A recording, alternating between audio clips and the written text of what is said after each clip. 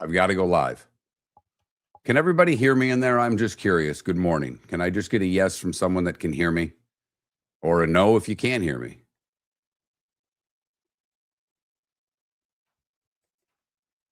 See if it's on me.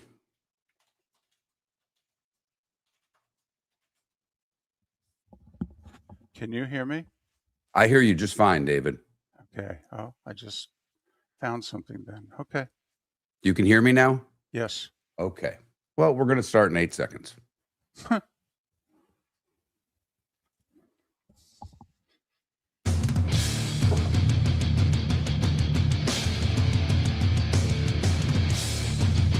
You're listening to Miller and Moulton, coming at you from the Floormeister Studios. Floormeisters, keeping it real. And now, here's Mark Miller and David Moulton. Top of the morning to you on this Friday, and we do have enough going on where it could be a football Friday. How the heck are you, Miller and Moulton? MillerandMoulton.com. Miller_Moulton on X. 40 days away from the start of the NFL season. 29 days, 4 weeks tomorrow. The start of the college football season. And one day away from August. Good morning, Mark. How are you? Oh, I'm doing good. Up bright and early, ready to get ready for the show. And in pure Miller and Moulton fashion, 15 minutes of technical difficulties this morning. On my end this time, and I'm a technical wizard, and by that I mean idiot. And so for me on my end to fix a problem, even with the instruction I'm getting from Mark, but literally 8 seconds before the music started playing, we got it figured out. Unbelievable. The computer literally was not touched since the show ended yesterday. That's kind of how we roll. And what helped fix it? The old standby. 2 minutes to the show starting, Mark said, you know, David, you might as well turn it off, turn it on. And even though that didn't work solely, it was the beginning of the process to get it to eventually to work. So a lot going on last night. Our first trade, not a major trade, but our first trade, Mark. You wondered yesterday, like, is anybody going to break the ice here? I mean, can we just somebody make a deal? And will that maybe get things started? Well, a seller sold, and a team that I think a lot of people are a little surprised that they're a buyer. I think the buyer mark is a good sign for what we're hoping for. If the Minnesota Twins are actively buying, that's a good sign. Well, it's not only a good sign for the trade deadline. You like Minnesota sports. You lived up in that part of the world. So you've had a soft spot for them forever, and rightly so. When you live in a place and you get to know the fans and the people and the other media members, you tend to like them a little more than maybe other teams. But after what happened last year in the sell-off in Minnesota, and basically a franchise whose fans only want the owners to sell the team after they sold off all the players, and they've wanted this group to sell the team for quite some time. So for that group to be buyers yesterday, yeah, I'm with you, David. It's not only good for the trade deadline, it's really good for Minnesota Twins baseball. It is. They had a magical day yesterday. You know, the day before, we talked about what a defeating day it was for the Tigers, how they're up 7-0 in the 7th with their ace on the hill, who may be making his last ever appearance in a Tigers uniform. He's been a Tiger his whole career, blah, blah, blah. And they blow a 7-0 lead in the 7th, and they lose a game that they absolutely had to have. Well, the Twins are playing the Royals, who are the worst team in the league, in the American League, I believe. Yep. And they're down 3-0 in the bottom of the 9th. The bases are loaded, but they got 2 outs and 2 strikes. Oh, in 0-2, by the way. I mean, it's Right. not 3-2. It's 2 out, bases loaded, 0-2 count. And pinch hitter Cody Clemens hits one into the seats. I 4-3 Twins. I thought I saw the stat yesterday. There's been like 30 in the history of baseball. There's been 34 Grand Slam walk-offs. Wow. That's the first one ever with an 0-2 count. Also, the Twins were no-hit, perfect gamed through 6. And I think had 1 hit going into the 9th. Right. I mean, Because they ended up with 3 for the game, including the slam. right, because there was a hit by pitch and a walk in there Right. that loaded the bases. So it was a hell of a rally. I mean, just, scratch out a hit, a walk, and an HBP. And then fall behind 0-2, you got them right where you want them. So good for the Twins, good for their fans, good for management. Even though it's just a middle of the bullpen lefty reliever. If you need a lefty reliever, go get one. And they did. They didn't get the best one available. Hell, they didn't get the best one available for the Mets. That's all right. This guy can pitch. He's a veteran. And David, sometimes while it's nice to get the best available player, sometimes for certain teams, it actually works out better to get the guy that's not the guy.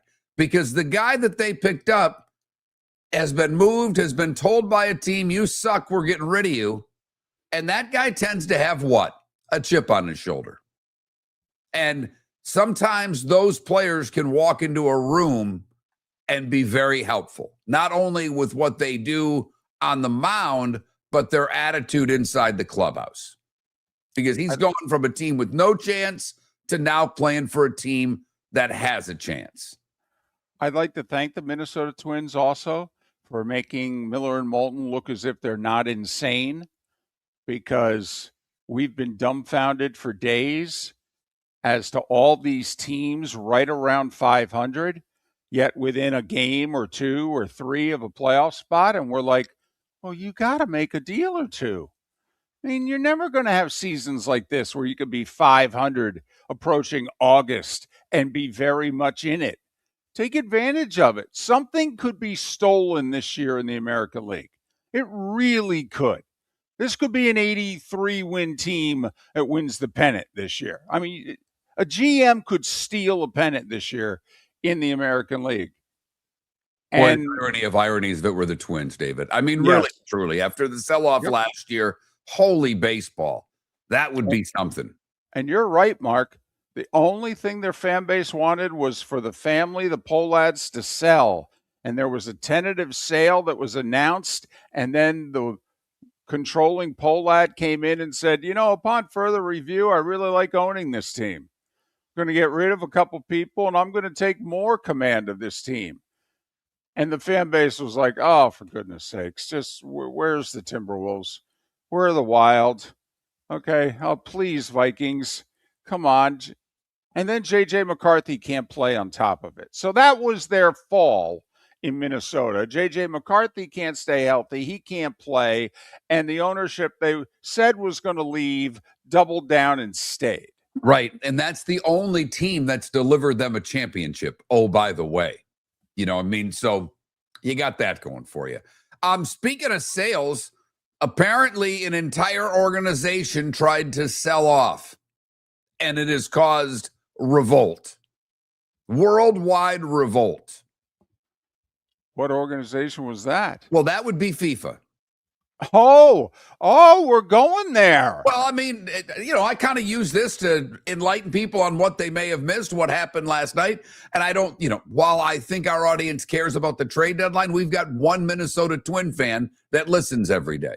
Right. So, we just did 6 minutes on the Twins. I thought we could do 30 seconds on FIFA deciding to sell basically off part of FIFA. And it started with the European Federation, UEFA, has pulled all of their teams from FIFA. North America has followed. Asia is on the cusp of doing the same. This, I mean, right? Look, they're going to fix it. But at this moment, we just witnessed the last World Cup that will ever take place. Right. And the Women's World Cup scheduled for next year, there's no one that's going to be in it. There you go. Not that it's a big deal or anything. I didn't plan on talking soccer maybe ever again on this show. Didn't know if there'd be a show long enough to get to the next World Cup.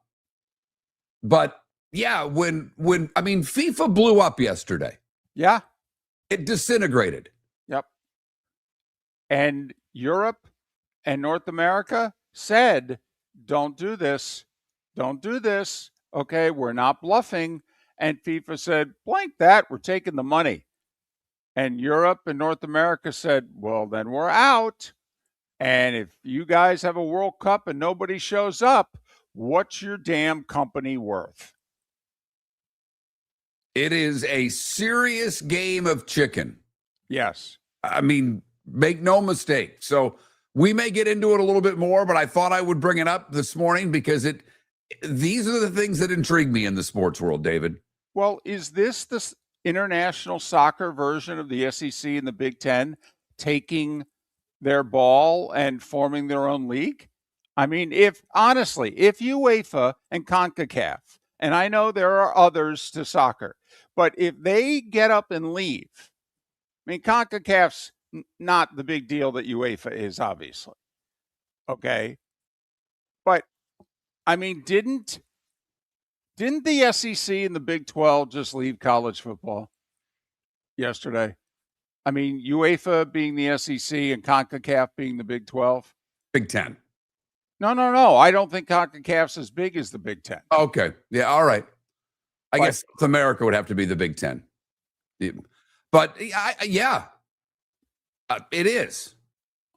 And imagine if that had happened, what the reaction from people would be right now. This is kind of a, the World Cup just happened, as the men's one's not scheduled for another 4 years, so nobody's paying attention.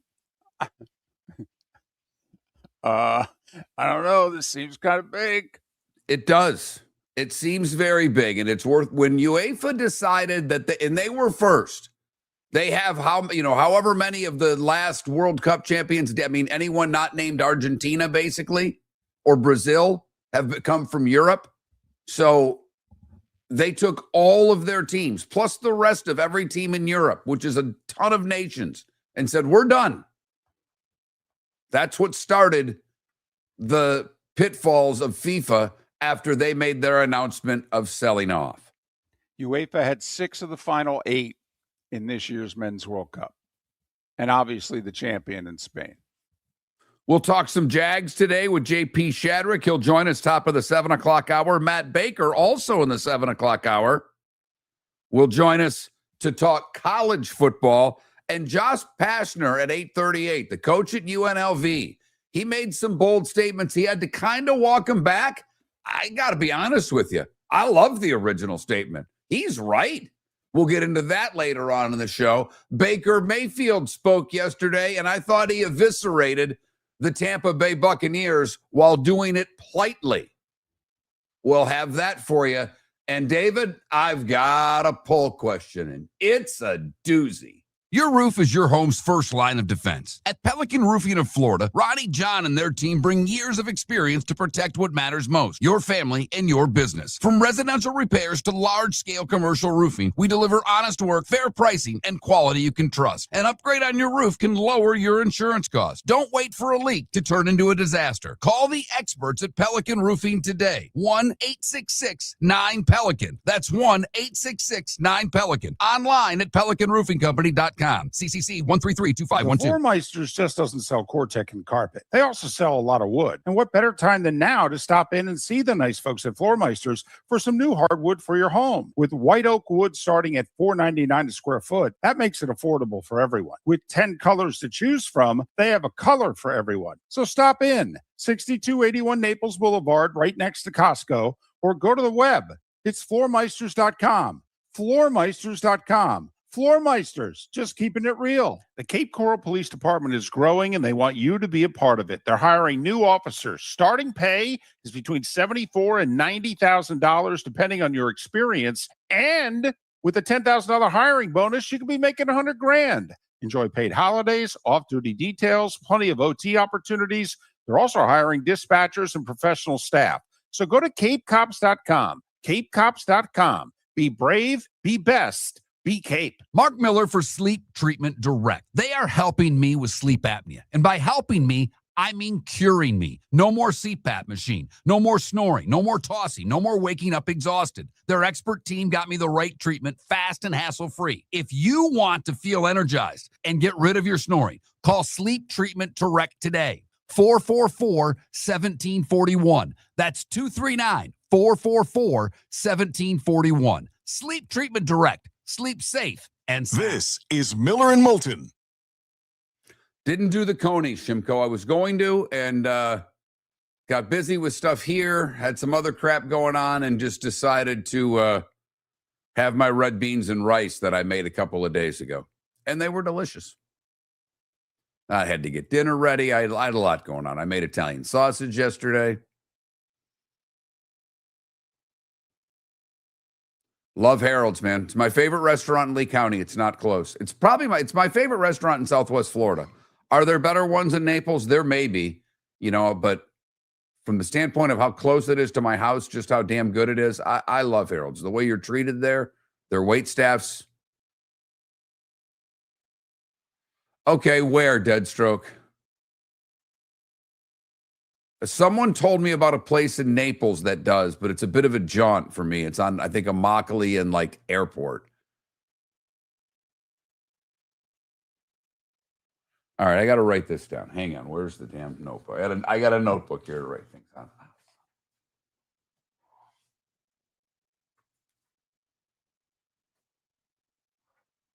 It is, Jacques, but it's that's Naples. That's just a long way for me. And I like Harold's better, but I think that's a great restaurant.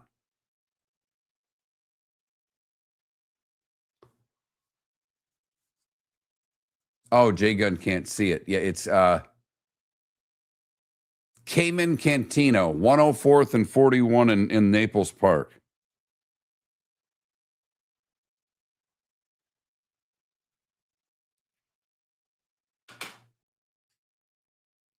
Let me type it for you folks on Twitch. Oh, I don't know which one. I don't even know what you're asking me. What's the place that he's saying? Oh, what he was saying. I don't know which one you're talking about, guys. But he's talking the Coney place that I'm talking about. The Coney place is Motor City Coney's. It's on 41. The Mexican place that makes their own mole is Cayman Cantina. And the other restaurant that I was speaking of is Harold's. Someone talked about the Bicyclette Cafe, which is in Naples. And I think it's terrific. Javier's going to come off the top rope.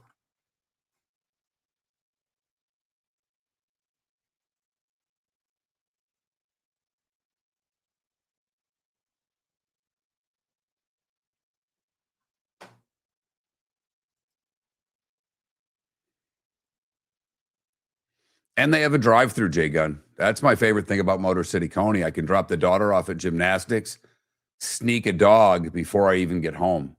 Uh-huh.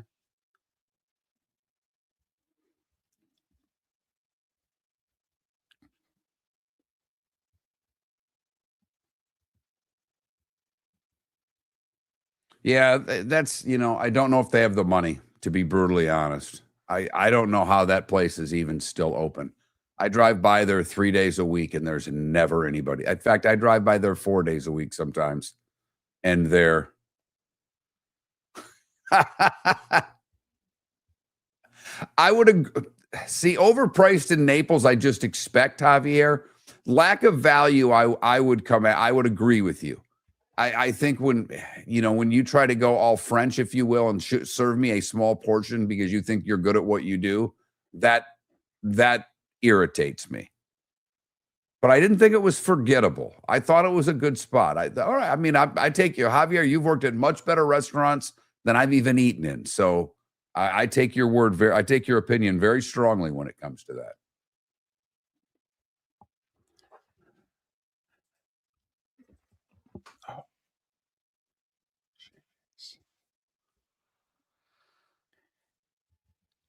Do you want to play Baker's thing here? We've got 4. I got Baker's thing. I've got Signetti's comments, which are great.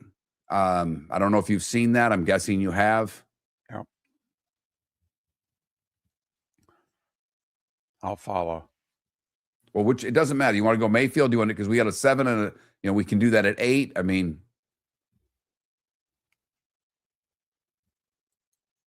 we'll definitely do Signetti. okay, let's do that now then. That's fine.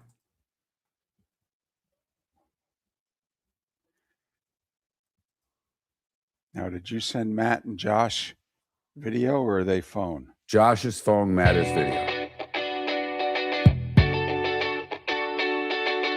You're listening to Miller and Moulton. And now, here's Mark Miller and David Moulton.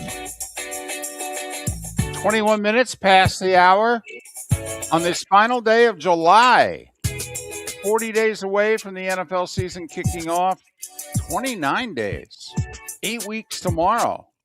College football season kicks off, albeit with a week 0. But hey, you want helmets, shoulder pads, and scores that count in the standings. That's what we're giving you. 29 and 40. Miller and Moulton. MillerandMoulton.com. Miller_Moulton on X in 3 in a few hours. That's the baseball trading deadline. You know, David, it's interesting because week 0 will feature the North Carolina Tar Heels. And I never had a Belichick problem when he was in the NFL. And anybody who knows me knows I don't really root for Boston teams. But David and I have said it a million times on this show. We love greatness. And we felt that was greatness in front of our eyes. The Brady-Belichick combination was something that we may not see again ever, at least not for quite a while. And when he's now in college and the attitude they had and this Lombardi thing, if they go 4 and 8 again, I'd laugh my tail off. I really would. Because the arrogance at which they came at this thing with is blowing up in their face. You know, they've had off the field things that aren't really, the Lombardi thing's part of the program. What is it? The daughter-in-law got an arrest warrant. I mean, there's just been little things in and around the program. And I guess because I also do not like the North Carolina Tar Heels at all. I lived in the Triangle, lived there for a year and a half. North Carolina fans drove me nuts with their, what's the line, David? The arrogance of Notre Dame with the winning record of Duke. That's what I felt about North Carolina, because they started getting good in football and they thought they were the best thing ever. It's like, shut up. Yes, you've got basketball. I get it. And I was there when Dean Smith retired. So, it's forever ago. It's a generation and a half ago. But it was an annoying fan base. That's all I can say. You know what's just quick sidebar about North Carolina? From afar, and I, by the way, like North Carolina. Don't know why. Just beautiful campus, by the way. Beautiful campus. Oh, my goodness. That might be why. One of the maybe 5 best in the country. It is beautiful. Wow. Gorgeous. I don't know how you go on a visit there and not commit on site. That's how beautiful it is. Anyway, I always thought North Carolina basketball was like Ohio State football. How come these guys didn't win more titles? For as amazing as Ohio State football was, they went from Woody to Tressel. They went 34 years without a title. How could all this talent not win one? Right. And I always felt the same way about North Carolina basketball. Do you know how many amazing teams Dean had? Okay, and he won. And think about his 2 titles. Okay, Georgetown threw it to the wrong guy, and Weber called the timeout. I mean, it's just remarkable to me. I always felt they were the 2 of the same. You could, in a way, you felt like they were the beacons of their sport, and yet you're like, but how come they don't win the final game more? Right. No, I think that's a very accurate description. Speaking of basketball schools, Indiana was one. And unlike North Carolina, that's tried to become a football school, Indiana's been incredibly successful all of a sudden football. It is the craziest thing. It's Ever. On the short list of the craziest sports things I've seen in my career. I mean, the fact that we're sitting here talking about Indiana and football and saying, well, they're probably a playoff team this year. And there's nothing about that makes sense. But the guy running the ship, well, he's got it going on. And he spoke yesterday at Big Ten Media Days. And maybe Tony Petitti didn't come off the top rope, but Curt Cignetti did. The Big Ten is the best league in football, and a lot of really good football teams. It's hard to win on the road. Very physical football teams, very well coached. It definitely prepares you for the playoffs. There's no doubt about it. The numbers speak for themselves. I mean, we don't run a hype machine up here in the Midwest. We believe everything's earned, not given. And when we fall short, we say we fell short. We don't cry a river, whine, and complain. All right? And that's why we're the best. Coach Cignetti. There you go. Boom! By the way, see, if a Michigan coach would have said that, Big Ten fan would have been like, would you shut up? If Ryan Day would have said it, Big Ten fan would have said, quiet. But there's something about, and look, I'm telling you, as a Michigan State Spartan alum, Curt Cignetti doing that? It's awesome. I mean, if you're out there, Big Ten fan, Minnesota, Purdue, Iowa, I don't give a damn. Tell me you didn't love that. What he's doing is amazing on so many different levels. But what I think he's also pulling off is he's kicking your butt and you're still smiling when the game's over because you like him so much. Well, trust me, Big Ten fan, not Michigan or Ohio State fan, but Big Ten fan, if asked, who do you want to represent you if it's not you? They would all say Indiana now, David. If they didn't before, after that one, they're saying Indiana. I mean, he threw 2 combos at the SEC, and he did it without saying their damn name. Sankey was laying on the canvas and they didn't even start the count. It was one of those when the ref just comes over and grabs your mouthpiece and says, no, son, we're done. Yeah. In fact, David, it's not even really boxing. It's UFC where they can call it immediately. This is over. Done. So I absolutely, positively loved that. That was the highlight of my day yesterday. I thought that was absolutely fantastic. I love the fact that he's just stopped. He said what he said and he stopped. And he looked over at the guy who was handling the presser, kind of like, want me to take calls? I mean, I don't need to say anything more. I think our resume speaks for itself. I think I just pretty much said what needed to be said. Next. The other one that was you've got to go look up the video. Without the video, it doesn't really have the same pizzazz. But there is a reporter who's a Michigan State guy. Okay, full disclosure. He dressed yesterday like Connor Stallions on the sidelines for Central Michigan against Michigan State. He had the Central Michigan shirt, the Central Michigan hat, and the sunglasses and the mustache. And when Whittingham's taking questions, he says, any more? And he says, I've got one. And they rush him right off stage and don't let him take the question. Right. Whittingham says to the Big Ten guy, what, we're not going to take his question? Yeah, was it a Big Ten guy or a Michigan guy? That's okay. I don't know. Whittingham guy doesn't know. Okay, he doesn't know many of the faces in that room. Right. That was pretty good. That was pretty good. I got to give the guy there, the Sparty, credit for having some fun with the Michigan Wolverines at Big Ten Media Days. It looks a little pathetic that's how they get excited about things, but that's for another day. But finally, David, I did want to get to our poll question. Okay. It's a very simple one, and it's been given to us by the Gators head coach, John Sumrall. Apparently, when his wife was getting interviewed, she was asked, tell us something about Coach that we don't know. And she said he loves pedicures. And Dan Orlovsky went after him. And it's fun in games. And Orlovsky's like, a real man doesn't get pedicures. And so there's been a back and forth there. That's our poll question of today. do you get pedicures? Because I'm on team pedicure. I'll tell you that right now. There is nothing wrong with the man getting his foot rubbed and taken care of. It's a wonderful thing. Don't tell me you're not a man because you get a pedicure. No, it's kind of like a potato chip. Once you have one, okay, you don't stop at one. I will say that. And boy, did Orlovsky get grief on X. Maybe if you took care of your feet, you wouldn't have run out of the back of the end zone, was my favorite. Boom.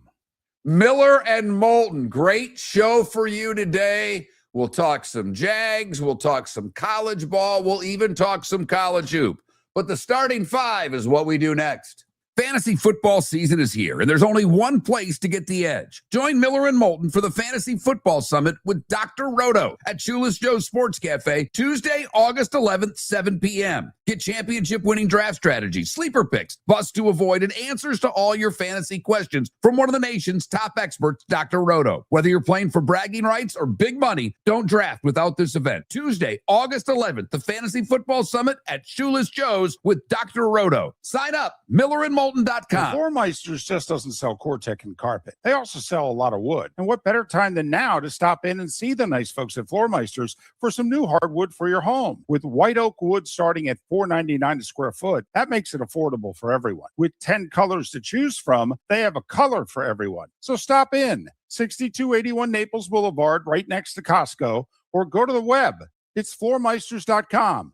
Floormeisters.com. Floormeisters, just keeping it real. Mark Miller for Sleep Treatment Direct. They are helping me with sleep apnea. And by helping me, I mean curing me. No more CPAP machine. No more snoring. No more tossing. No more waking up exhausted. Their expert team got me the right treatment, fast and hassle-free. If you want to feel energized and get rid of your snoring, call Sleep Treatment Direct today. 444-1741. That's 239-444-1741. Sleep Treatment Direct. Sleep safe and sound. Your roof is your home's first line of defense. At Pelican Roofing of Florida, Ronnie John and their team bring years of experience to protect what matters most, your family and your business. From residential repairs to large-scale commercial roofing, we deliver honest work, fair pricing, and quality you can trust. An upgrade on your roof can lower your insurance costs. Don't wait for a leak to turn into a disaster. Call the experts at Pelican Roofing today. 1-866-9-PELICAN. That's 1-866-9-PELICAN. Online at PelicanRoofingCompany.com. CCC 13325. This is Miller and Moulton.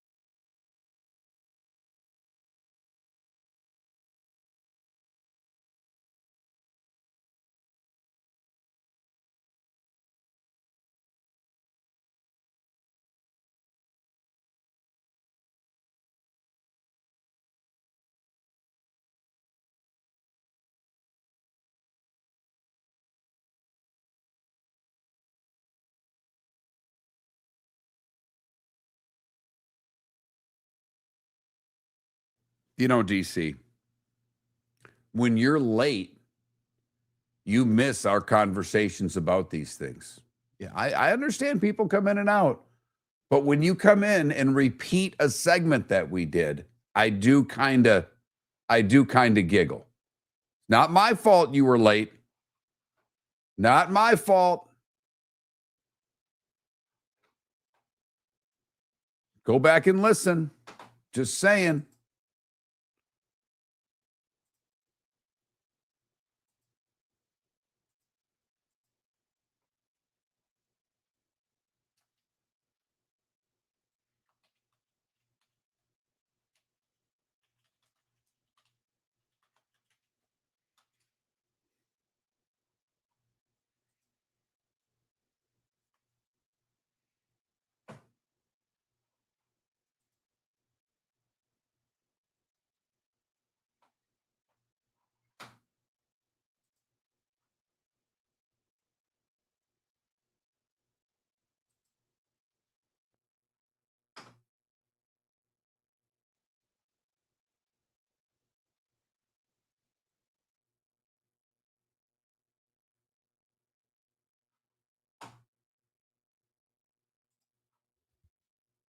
I look at you guys come in whenever you come in. I can't. I find it funny how often you come in. Not you, but listeners come in barking about what we should talk about, and it's like, well, we already did that, dude.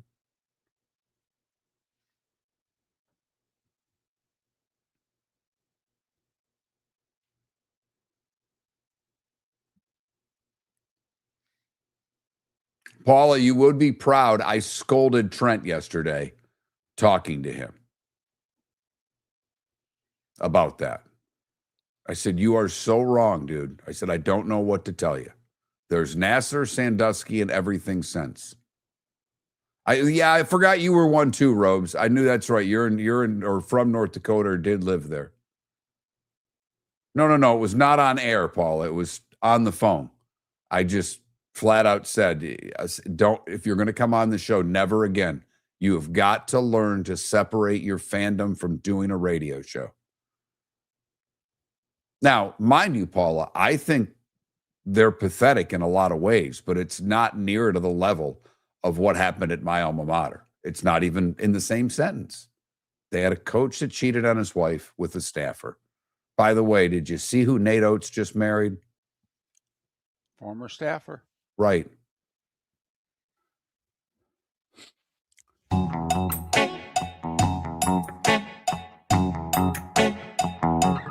You're listening to Miller and Moulton.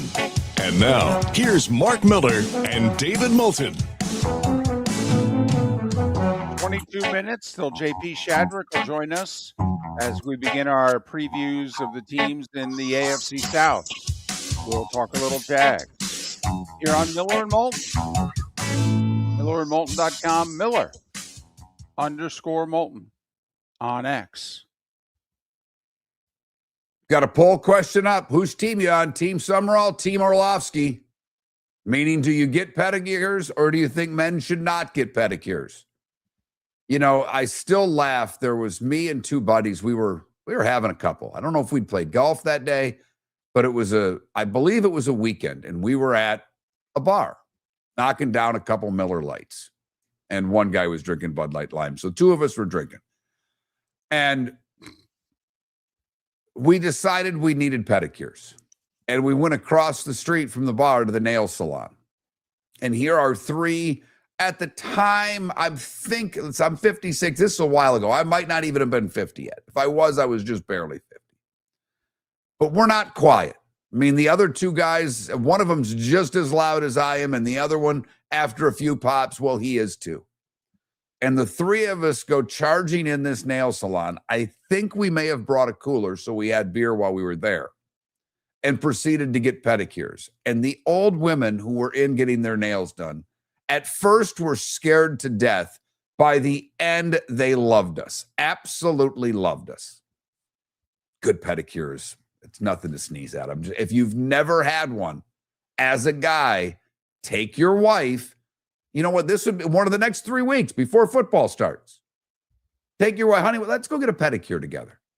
And then come back to me and you tell me if it was worth it. Especially if you've never uttered those words before. Right. First off, take a picture of her face after you ask that, say, honey, let's go get pedicures. All right. And she looks at, kind of like, hey, why don't we do something this weekend? Well, like do something we've never done before. Yeah. Well, I've been thinking about something. Why don't we go get pedicures? And then take a picture of her face at that exact moment in time. But I agree. I was Orlovsky guy. Oh, I know. And my feet got bad. And I was on them all the time. And I had somebody who's a specialist say, listen, that'll cause you problems in life. And I'm not kidding. And especially since at the time I was pre-diabetic. They're like, you got to get that taken care of or it's going to be big problems. Laugh at me all you want. And so I got it taken care of and then made sure every 4 weeks I went back just to, maintenance. I'm a big maintenance guy, Mark. Technology and maintenance. That's what I think of when I think of David. Yep. Turn it off, turn it on, and get a pedicure. That's my middle name. The starting five. 5 big stories you need to know. Here is the starting five. Only 10 games in baseball last night. By the way, they were all remarkable. Did you see how close? We don't normally pay attention to how close, how good the baseball games are. There were 6 one-run games, 2 two-run games, a 3-run game, and a 4-run game.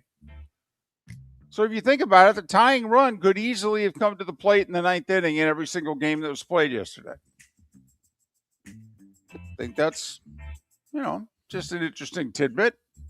Rays beat the Rangers 3-2. The Cedric Mullins guy was at $160 the first 2 months of the year. He's been a significant bat and has done a good job playing center field for the Rays. Sometimes he moves over to right. But Mullins homered in the 8th. Rays beat the Rangers 3-2. Texas has now just a half-game lead in the West. Something to pay attention to. Shane McClanahan left the game in the 4th inning. His back tightened up. Obviously, he's pretty important for them. Top 3 starter in the playoffs for sure. So pay attention to that, whether that was just spasms, they'll rub him out, he'll be fine, or whether or not we're going to, have to wait 2-3 weeks to see him again. And with the Rays winning, Mark, and the Yankees losing again on the South Side, White Sox walk them off literally. Bases loaded walk in the 11th, 2-1 Chicago. Chicago's up by 2, and the Yankees trail by 3.5. 4 in the loss column. Walked off 2 games in a row were the Yanks. Blew 2 games that they had opportunities to win and get walked off. Listen, it's obvious they need offense. Be curious if they'll pay the price, or will they just sit back and wait for Judge to come back healthy? Well, and will they get the guys they want? I mean, do they have what's necessary? Like the Colorado catcher apparently is on the block. He hits a lot of home runs. They need production there, but they're battling a couple other teams for him. Do they end up giving what's needed to get him? I think they're going to try, David, but with so many teams being buyers, do they get what they want? That's the, they used to always just be able to get what they wanted, David. They don't have the farm system to do that anymore. Well, they don't have a general manager willing to pay the price either. I mean, he's been very cautious. And my question to him would be, name the prospect that you held on to who's been a difference maker, Brian. Seriously. It's the one big knock of mine on him in his 30 years as GM that I think is not just some guy with a gripe. They've had very few impact prospects come through that organization in the last quarter century. It's why I'd be willing to trade some of them. You've hyped them up. Now use them. Win World Series or bust town. Red Sox got back-to-back homers from Abreu and Contreras in the 8th. And Boston beat the A's 5-4. Do you know Boston's just 3.5 back of the Yankees? They're Yeah. as close to the Yankees as the Yankees are to the Rays. Exactly. Unbelievable. Those two would play in the first round of the playoffs in a 4-5 best of 3. Mets scored 2 in the 8th to beat the Marlins 4-2. Drops Miami back to 500. Come on, Marlins. The Twins made a deal, for goodness sakes. Let's go.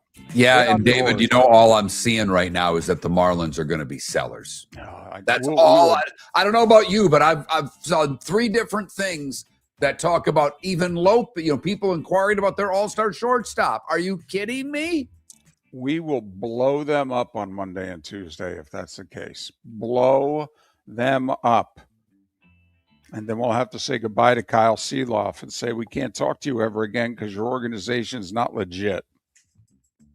Braves beat the Nats 5-4. Atlanta held to just 4 hits, but their lead is now a comfortable 7 in the National League East. We talked about it earlier. Down 3-0. Bases loaded, 2 outs. Cody Clemens, the pinch hitter at the plate, down 0-2. And he hits a walk-off salami. Grand slam in the bottom of the 9th to beat the Royals 4-3. Twins get back to 500. They're just 3 behind the White Sox. Cubs beat the Cardinals 4-2-10. Bregman with the game-winning RBI and extras.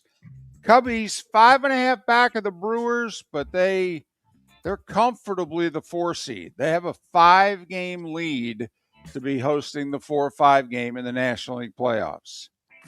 Reds beat the Pirates 3-2, dropped Pittsburgh back to 500, and Pittsburgh now 2.5 out of the final playoff spot. Giants beat the Padres 4-1. San Diego now 2 back of the final playoff spot. Man, these teams are all bunched up. And Seattle lost again, Mark. Dodgers beat them 6-2. Seattle's 2.5 games behind Texas in the West. Dodgers, meanwhile, best record in the National League, 12-game lead in the West. Bunch of NFL news. The Browns and safety Grant Delpit signed a 3-year, $48 million extension. That's $16 million a year for the LSU safety. Good player. Good, solid player. Can't be losing guys like that. Wide receiver signings, Mark. Deebo Samuel and the Niners get back together. 1-year deal, could be up to $7 million. He caught 72 passes with 5 touchdowns last year for the Commanders. Deebo's 30. This will be his 8th year in league. And the Saints locked up Chris Olave. Hope he has his concussion problems behind him. Me too, because they got the Tyson there from Arizona State, and we saw Ibuka. He was really good when everybody was healthy, but for a rookie to be an impact player, you need another receiver there. Olave's the number 1 if healthy, and he was paid like it, $33 a year for 4 years. That's 4 for $132. The first 3 years of the deal, basically $90 million is guaranteed. Olave's only 26, so he'll finish out his rookie deal this year, and then the extension kicks in for when he's 27, 28, 29, and 30. Saints, however, lost defensive tackle Brian Barisi to a torn ACL. That's a big loss. Ravens defensive tackle Nnamdi Natabuke. Remember when he got hurt last year and their season began to crumble? Well, he passed his physical, and so he's been removed from the PUP list. So there. Golf, the Rocket Classic, the last one in Detroit. Peter Malnati, 9 birdies in his first 13 holes, and he parred in for a 9-under 61. He's got a 2-shot lead over Ricky Fowler and Ryan Gerard. LPGA are across the pond at Royal Lytham, playing their Open Championship. Number 2 player in the world, Thittakul from Thailand, has a 2-shot lead at 7 under. Couple of Brits, Lottie Woad and Charlie Hull, in the top 10 at 2 under. And they are both a lot of fun. No one's more fun than Hull. Did you see what she did? Did you see the story of what she did? She went to a joke store in England. I didn't know they had these things, and I love her for it. I love her every time I hear more about her. You know, she wants to rip darts again. That would actually work, believe it or not. But she bought a fake lottery scratch-off ticket that won 100,000 pounds. She gave it to her caddy. He bought it hook, line, and sinker. He's running around saying he won 100,000. I'm not going to work tomorrow. And people are giving her grief for pulling the prank. And she's like, you know what? Pound sand. You're all nuts. It was a good joke. He even thinks it's funny. Yeah, he was mad at the time. Would you do it again? Absolutely, I'd do it again. I love her. Love her. She's all she has to do is win a big tournament. And she's This come would be the close one to win, this year. too. Yep. Soccer, we talked about it earlier. FIFA, they run the World Cup. They've decided to sell themselves off. Equity stakes to a private equity investors. So Europe, UEFA, and North America, CONCACAF, they've voted to boycott all future FIFA events. That's the World Cup, folks. Men and women. The women's scheduled for next year. So we'll see if this poker game of chicken, whatever you want to call it, continues. But the soccer world is furious with FIFA, and we'll see what they can do about it. And at 9 minutes before the hour, that was the starting five. 5 big stories you need to know here on Miller and Moulton. Fantasy Football Summit, Tuesday, August 11th at the Doubletree where Shoeless Joe's is in the Bell Tower. Tickets available. We need to get you moving. Let's go. Sign up now, millerandmoulton.com. I've got to prove Roto wrong. He said, we're only going to get a few people because we didn't do it in enough time. It sounded exactly like that. That's how I read it when the text came. That's exactly how I read it in my head. So I've got to prove him wrong. So to be fair, he didn't say it like that. That's just how you interpreted the text. It wasn't a talk to text. It was a Miller imposing on text. Well, yeah, it was, but he was bitching. I mean, it's like, I'm sorry. You know, you came to me and we had a very small amount of time to put this together, tried to put it together for the next week. The venue wasn't available. I don't have a lot of venues in my back pocket. So we went back to where we've been doing it at. And I'm hopeful that all of you make it out there. You know, bring your kids, bring your neighbors, bring an office party. I don't care. millerandmoulton.com, sign up, prove Dr. Roto wrong, and then listen to everything he says. There you go. That's exactly it. When we come back, it's time to talk the Jags. They have got a big year ahead of them in a division that could be extremely competitive. We know Houston's good. We think Indianapolis is going to be good.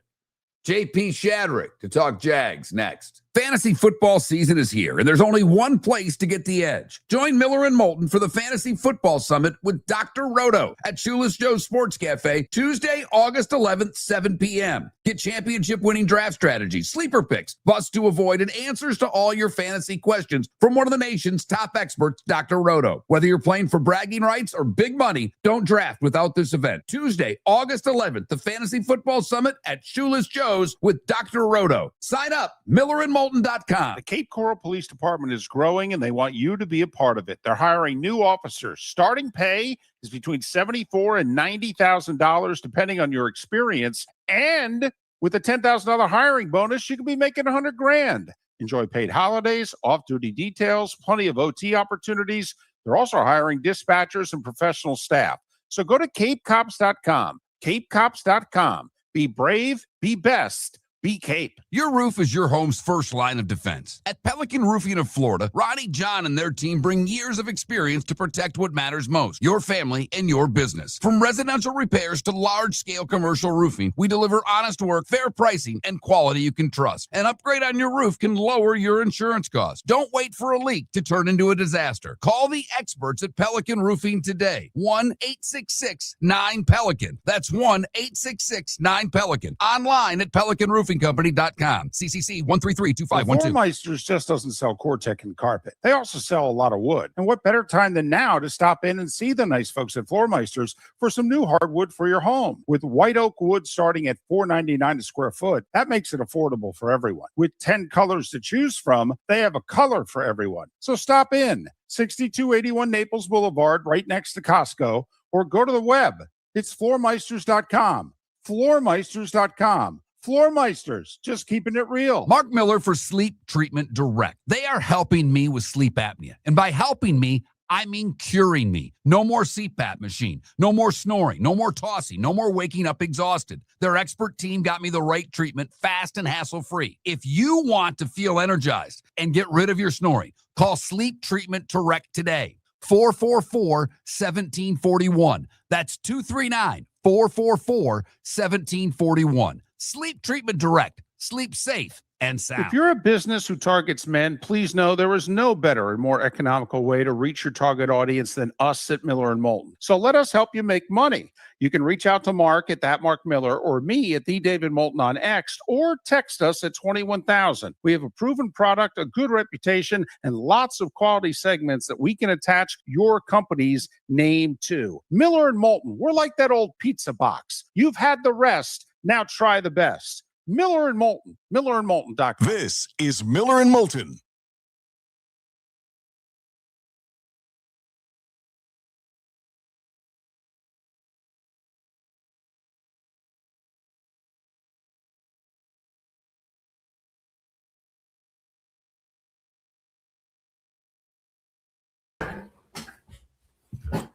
I love that little tour of the Shadrick home. I didn't put you up on the big screen. I'm watching you walk through the house. I'll let him sit down before we pull the camera up. I've been on this show so much, I know all the cues now. I know when the camera's about to start, so I'm like, I better hurry here. I only pull you up early so we can BS a bit. How are you? Yeah, I'm good, man. How are you? I'm doing well. No Awesome. complaints from me. Love it. Looking good. Yeah, hair's back now. I was in that category for a while, post hospital there. I will say it's easier. It's the one thing the Clean Dome has on everybody. You're up and you're ready to go. No one knows whether or not you took a shower. Not one single person has a clue. Now the beard, you got to do a little work on. You got to make that look good. Well, it's kind of what it is too. I mean, honestly, there's only so much you can do to dress up a pig, so it's fine. So what where were you when we talked and you said you were in Savannah? Were you coming back from somewhere? It was just like a quick day trip kind of thing, overnight deal. That's great because that's only what is it from Jacksonville? 2.5? 2 hours. Yeah. I mean, it's such a great city. Charleston's 3.5. Savannah's 2. Which do you like better? It's a great question because I went back-to-back nights. So Charleston's fantastic. It's just a different. It's all kind of tucked into that little peninsula, Right. And there's obviously so many historic things going on there. Fort Sumter, and we took the boat out there and did that, which was pretty neat. And then all the really old houses from the 1700s are down there in the lower part of that peninsula, which is neat. Food scene's great. Right. But then go to Savannah and it's just an amazing setup. And the food scene there is just as good, if not better. Right. Charleston food scene's awesome. And I'm with you. Charleston it's laid out differently, where Savannah, once you're down in the historic district, you can just walk anywhere and feel pretty comfortable. Now, Easy walk. Have you been to, and I don't know if you know it by name, and I stumped when I was in Savannah for the first time like 10 years ago, I stumbled into this place simply because they had a Pabst Blue Ribbon neon. That's all I needed. I'm like, That's all it takes, huh? I'm going there. And it's a dive bar called Pinky Masters with one of the all-time great jukeboxes. But apparently when Carter was stumping, in 75 or whatever, he was like on top of the bar there giving a speech. And so, but it's like, you walk in there, you get 2 drinks. It's like $8. It's just, and it's locals, and you better not make a scene because they'll just kind of stare at you. But if you go in there and just hang out, and it's literally one of the best jukeboxes of any bar I've ever been to, which makes it great. That's amazing. I ended up at a restaurant called The Gray, and it's an old Greyhound bus station. I've been there. It's amazing. Oh, man. It was fantastic. Mr. Moulton, good morning. JP, I'm trying to just make you feel comfortable on the show. Thanks, bud. Thanks. Well, one of these days I'm going to grow up and have a beard like you. I hope not. That is great. I don't know why. It's a great beard, David. Yeah. I like it better when it's, just gone.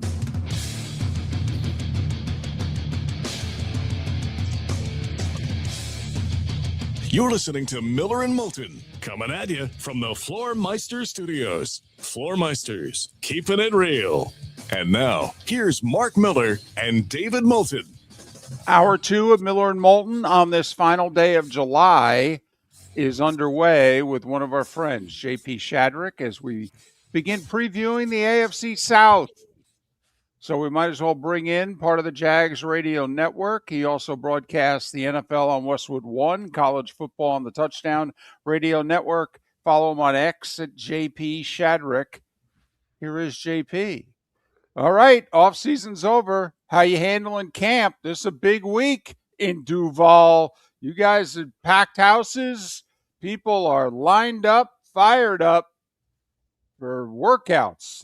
You guys have got them, man. They're cannonballed into the Jags deep end, and you got to send them jackets so they don't drown. You guys got them. How are you?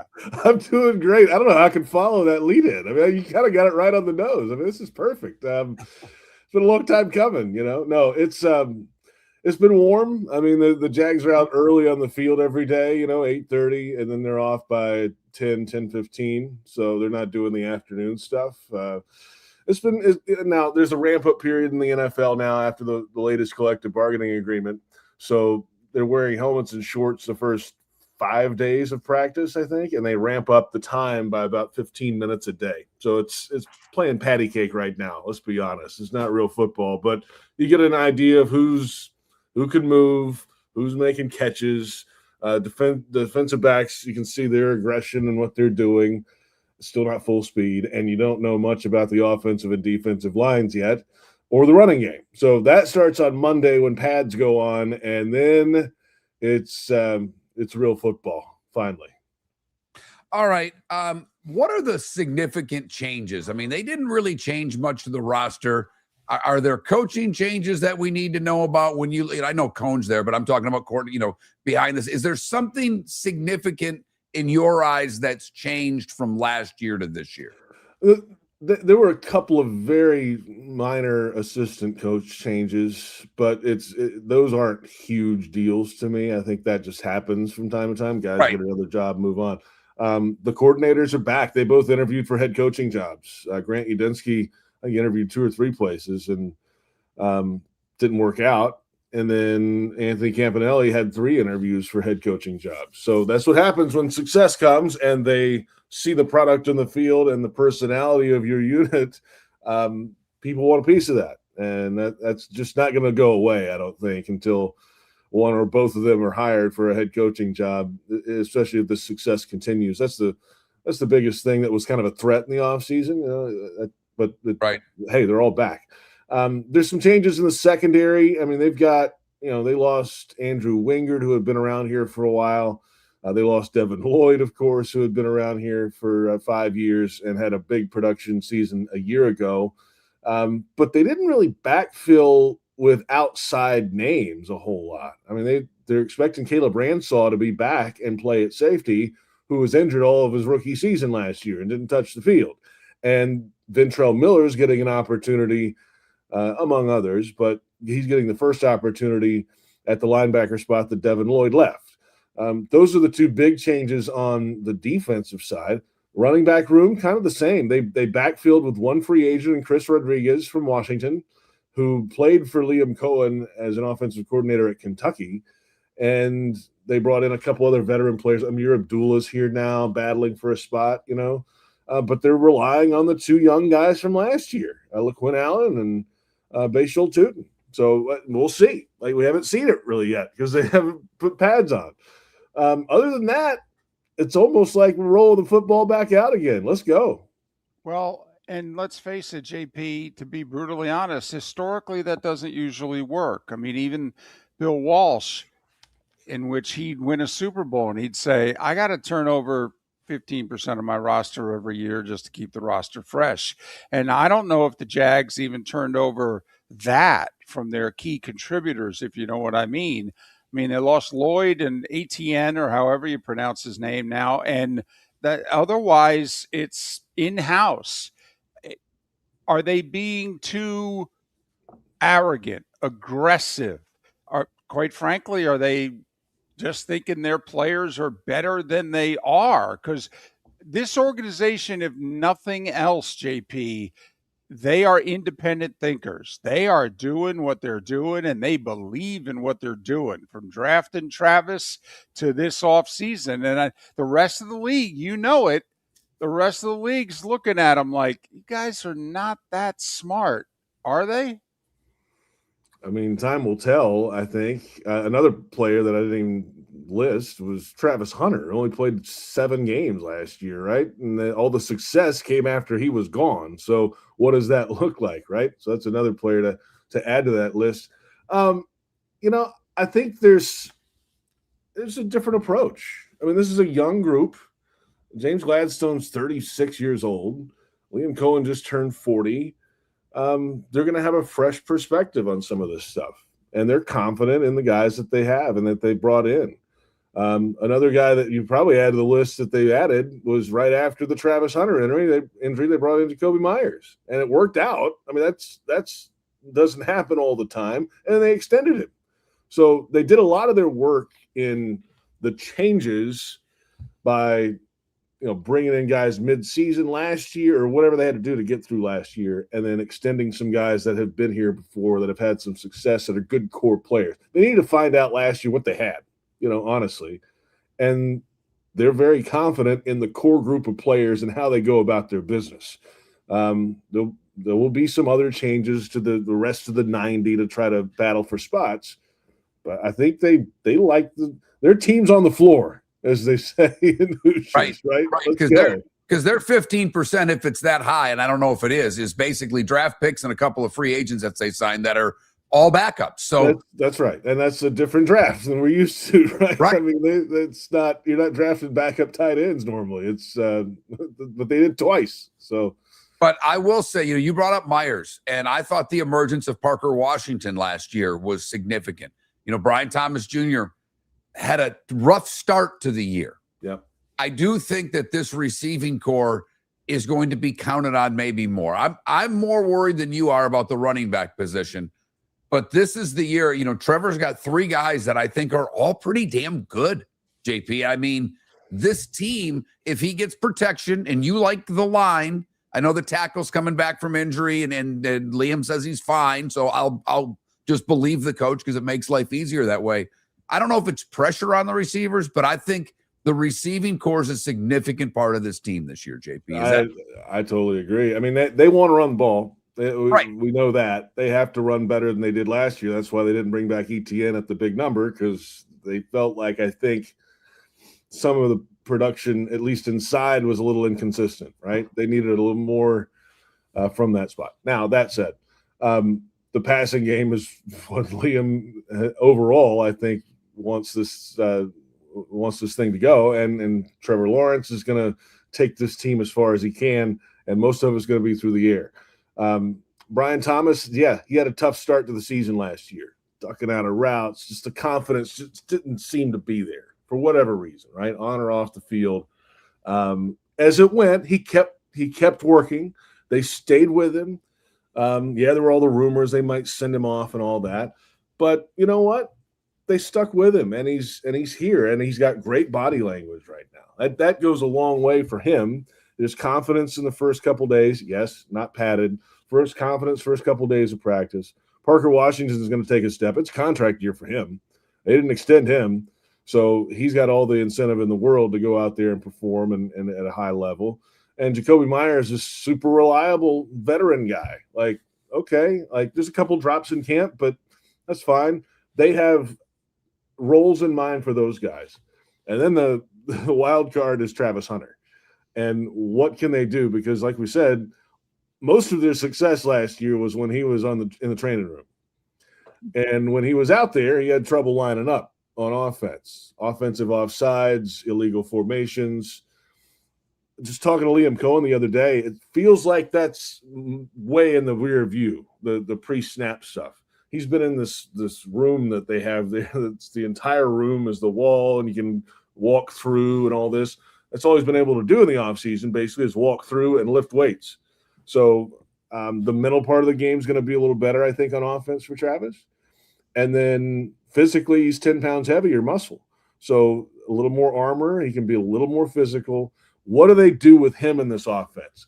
It's not going to be every down, but there's going to be an assortment of plays. Hey, Travis, you don't have to remember every play of the playbook. I think you remember these three scenarios, and we bring you out there and score touchdowns. That's the plan. I was going to say, I'm more concerned about him being out there all the time as a solid number 2 corner. Okay, growing into the number 1. Yeah, okay, quite frankly. But don't you think he'll be a number 4 receiver at best, and he'll run go routes. He'll just keep the safety in the middle of the field, and if they don't take him seriously, he'll be wide open for a touchdown. I mean, isn't that how you use Travis Hunter? This way, there's nothing for him to think about. Okay, much better chance of not getting hurt. You come in 12 times a game and go. There's a little of that. They also have Brian Thomas that can go. You know, you got to think about that. That's where Brian's at his best, is outside the numbers, red line and beyond, going, you know, and jumping over guys and making catches along the boundary. Travis Hunter's also fantastic with the ball in his hands in space. And we saw that a few times last year, where he's a quick swing pass out to the left, a screen of some kind, whatever, and he's got 2 defenders in front of him, 5 yards ahead of him, and leaves them both in the dust. I mean, that's Travis Hunter too. So I don't think you're running slants over the middle, you know, but especially at his size. But with him out wide, something like that, I think that's in play too, because he can make defenders and defensive backs look like fools when they're trying to tackle air. All right. Give me a band. I'll give you one. It's called the band Feel, that you may not have heard of, that you need to look up. Give me something that I need to download today and listen to. Boy, I know I'm hitting you hard at 7 o'clock in the morning. It's funny. I'm probably, I don't know how many people listen to Pandora anymore, but I listen to Pandora. I'm stuck in my ways. But I've been on this country kick lately. I went to Nashville for an event a couple weekends ago and started drinking 250 High Lifes at Roberts. And I was like, you know what? I'm going to get back on this country kick for a little while. So I've discovered Ella Langley, of all things. She's everywhere right now. Superstar, all that stuff. Obviously, Zach Top, those guys. I don't know. It's tough at 7.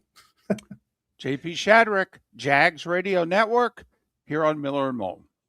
Fantasy football season is here, and there's only one place to get the edge. Join Miller and Moulton for the Fantasy Football Summit with Dr. Roto at Shoeless Joe's Sports Cafe, Tuesday, August 11th, 7 p.m. Get championship-winning draft strategies, sleeper picks, busts to avoid, and answers to all your fantasy questions from one of the nation's top experts, Dr. Roto. Whether you're playing for bragging rights or big money, don't draft without this event. Tuesday, August 11th, the Fantasy Football Summit at Shoeless Joe's with Dr. Roto. Sign up, Miller and Moulton PellekinRoofingAndMoulton.com. Floor Meisters just doesn't sell Cortec and carpet. They also sell a lot of wood. And what better time than now to stop in and see the nice folks at Floor Meisters for some new hardwood for your home. With white oak wood starting at $4.99 a square foot, that makes it affordable for everyone. With 10 colors to choose from, they have a color for everyone. So stop in, 6281 Naples Boulevard, right next to Costco, or go to the web. It's floormeisters.com. Floormeisters.com. Floor Meisters, just keeping it real. Your roof is your home's first line of defense. At Pelican Roofing of Florida, Ronnie John and their team bring years of experience to protect what matters most, your family and your business. From residential repairs to large-scale commercial roofing, we deliver honest work, fair pricing, and quality you can trust. An upgrade on your roof can lower your insurance costs. Don't wait for a leak to turn into a disaster. Call the experts at Pelican Roofing today. 1-866-9-PELICAN. That's 1-866-9-PELICAN. Online at PelicanRoofingCompany.com. CCC 1332512. If you're a business who targets men, please know there is no better and more economical way to reach your target audience than us at Miller & Moulton. So let us help you make money. You can reach out to Mark at that Mark Miller or me at the David Moulton on X, or text us at 21,000. We have a proven product, a good reputation, and lots of quality segments that we can attach your company's name to. Miller & Moulton, we're like that old pizza box. You've had the rest, now try the best. Miller & Moulton, MillerandMoulton.com. This is Miller and Moulton.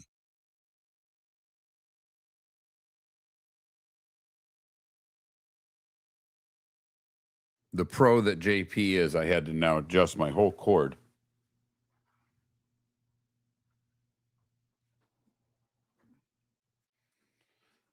So no one sees it.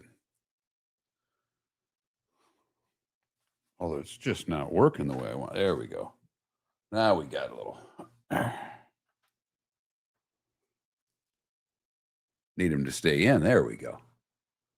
I just noticed JP pulling his cords out.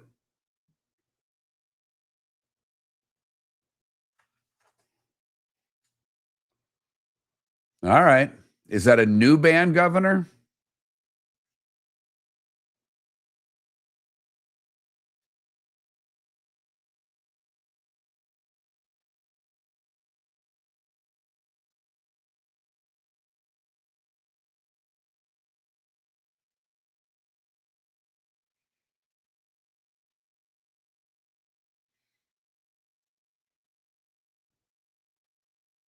Care if you respect me or not. Your opinion means jack shit to me. Talk all night, still can't replace. Yeah, I'll pass.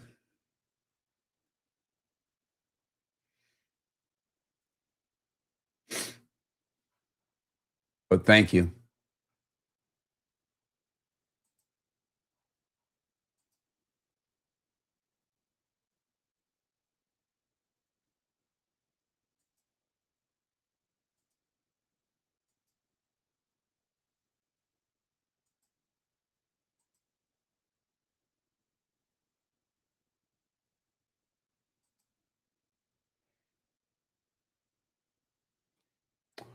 Ooh. Ooh. Okay.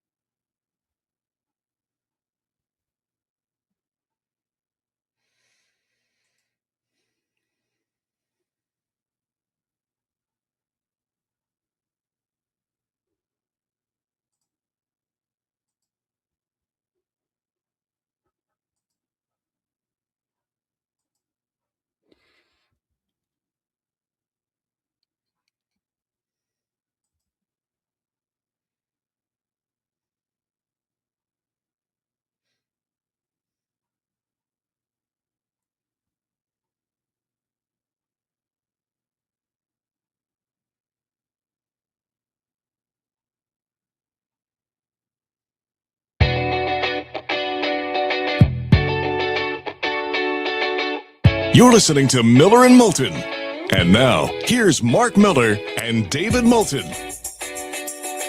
21 minutes past the hour. Matt Baker, who covers college football for a living. This week, the sport's been dominated by Big Ten Media Days and the hype and news coming out of there. Before August begins, we'll talk with Matt Baker, who's done all the media days, and talk about the state of college football 29 days away from the season kicking off. 4 weeks tomorrow. We're 40 days away from the NFL season kicking off. We're just 11 days away from our fantasy summit. Want to see you there? Go to millerandmoulton.com and sign up. Dr. Roto, the best fantasy football seminar, conversation, also dinner, chance for drinks. It's a fun night. The guys talking football and some gals. You know, they're going to win the fantasy league. So some of them want the cheat sheet. So go to millerandmoulton.com, sign up August 11th, the Fantasy Summit with Dr. Roto in Fort Myers. All right. 40 days away from the start of the NFL season. Not a great number historically. There are some great players who wore 40, but it's not a lot of them. Can I give you some, I don't know about off the beaten path. Can I give you some good baseball players? Because there's one baseball player to me that wins this award. But just for you, David, Rick Wise was a number 40. Pitched for about 4 teams. Sure. I mean, I know David knows these guys. There was a handful. Frank Tanana wore it with the Angels, the California Angels, for those scoring at home. Severino wore it for the Yanks and the Mets.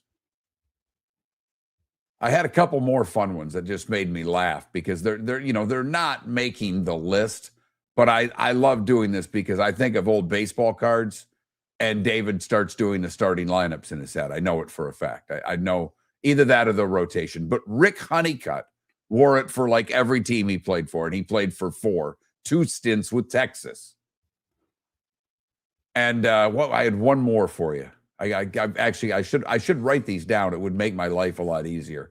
But I just scroll through the list instead and talked aimlessly. Bartolo Colon was another 40. Yep. But he's not the 40. You know, to me, Madison Bumgarner, that was the other one. He wore 40. That's a pretty good 40. Oh, yeah. It's a pretty good 40. Yeah, that's, that you make your team's Hall and Ring of Honor and all that, you ain't getting outside your stadium, but oh no, you're a dude for the Giants.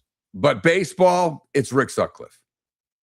That's your 40. That to me, that's the top of the list. Okay. Now, hoop, there was not a lot of hoopers who made 40 good. Favorite with the Miami Heat was 40. I think he's still playing. I think he may still be on the. He's not. I think he's a coach now. But Udonis Haslem wore 40. Right. UD. For my team, a guy that I loved and you all hated, and I understand it. You should have. Bill Lambier. All right. And I'm not just asking you. I'm asking people of a certain age who, middle-aged or just above. Sean Kemp or Bill Lambier, who would you rather have on your team? Because Sean Kemp was 40 also. Right. Well, I think that's the best. I mean, the most talented 40. Right. You didn't ask that question. No, for a reason. You want to, it's your team. You can put it together any way you want. All right. You want Rain Man or you want Lambier? On my team, I think I want Lambier, David. I think I want Lambier. I think I want Kemp. You know me, Mark, this kind of leaning diva wide receiver. Okay. Plus a little bit of bias. I love this Supersonics. Okay. So to me, they were the next generation after we had downtown Freddie Brown and Dennis Johnson and Sigma and what Tom Chambers and what have you. Okay, then I waited a decade and I got the glove and Rain Man. Here's the thing that I will tell you about Lambeer. He was a terrific shooter. Terrific. Yeah, shooter. mid-range shooter, absolutely. Bill Lambeer could knock down a three.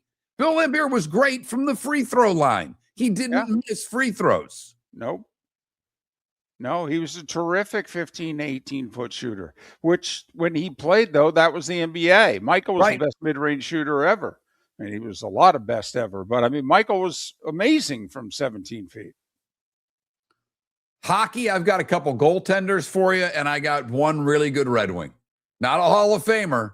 They've talked about him. I don't think he is. But Henrik Zetterberg, who are 40 for the Woods. He gets to walk to the front stairs, but he's still got to pay for a ticket, if you know what I mean, David. Yep, I do. Tuukka Rask wore it for the Bruins. And Patrick Lalime, another goaltender, played with Pittsburgh, played with a handful of teams. Well, I could be wrong here. Was King Henrik 40? Lundqvist? With the Rangers? Am I off on that? I could be. You're off. Okay. From what I have from Hockey DB, or not Hockey DB, but hockeyreference.com, I don't see him there. Chris LaPuma wore it 1 year for the Lightning, my buddy. Oh, well. Tough guy. I like it. Sorry, I can't help it. Great Nashville night, David. Great or Atlanta night, I should say, not Nashville night. That's knocking him a little bit. So now obviously we go to football for the best 40s and the most historic 40s. But boy, I got to look this up. But it's not a great list of. He wore 30, David. 30, not 40. He wore 30. Sorry, trying to do two things at once. It's not a spectacular list for 40s. I look at two above all others. Gale Sayers, of course, and Mike Haynes. The D-back for we interviewed him at a Radio Row. Right. Dolphin fan would go back and probably say Dick Anderson. Yep.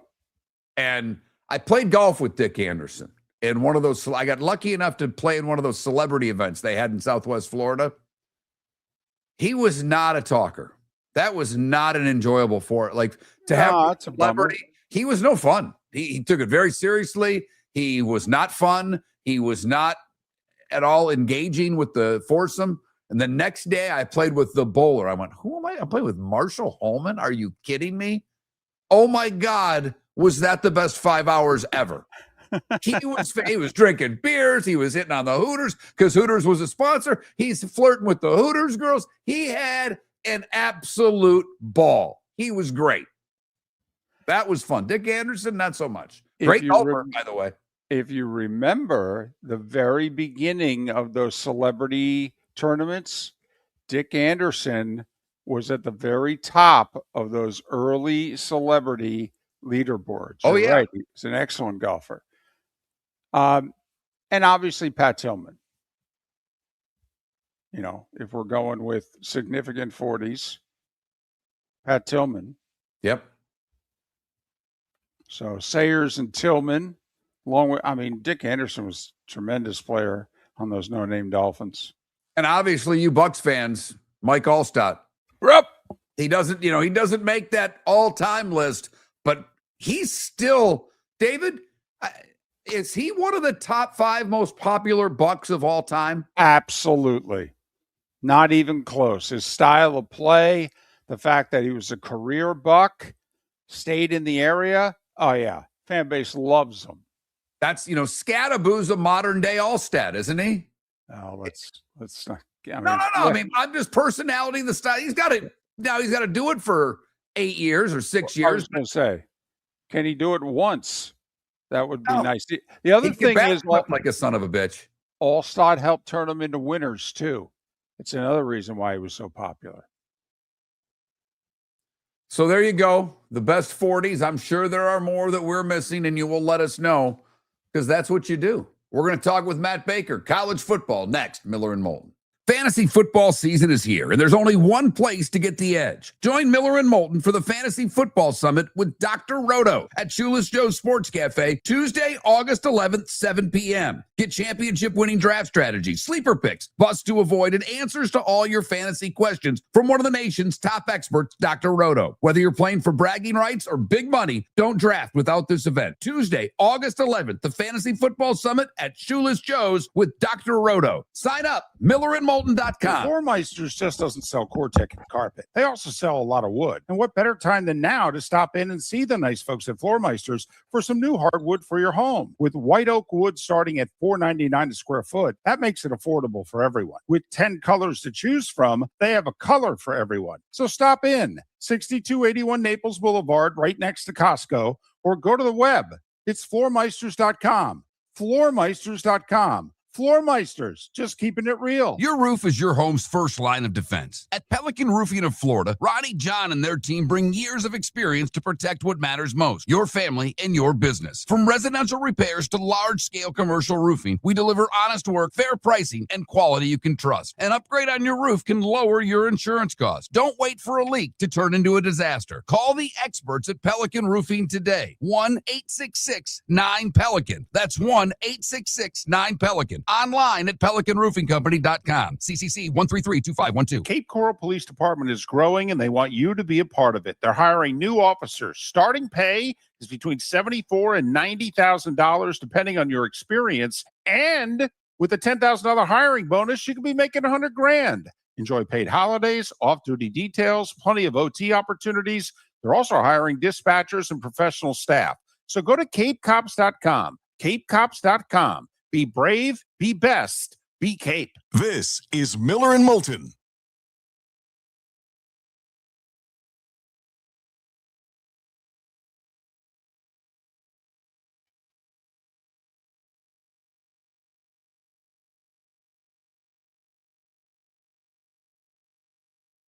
So stop in.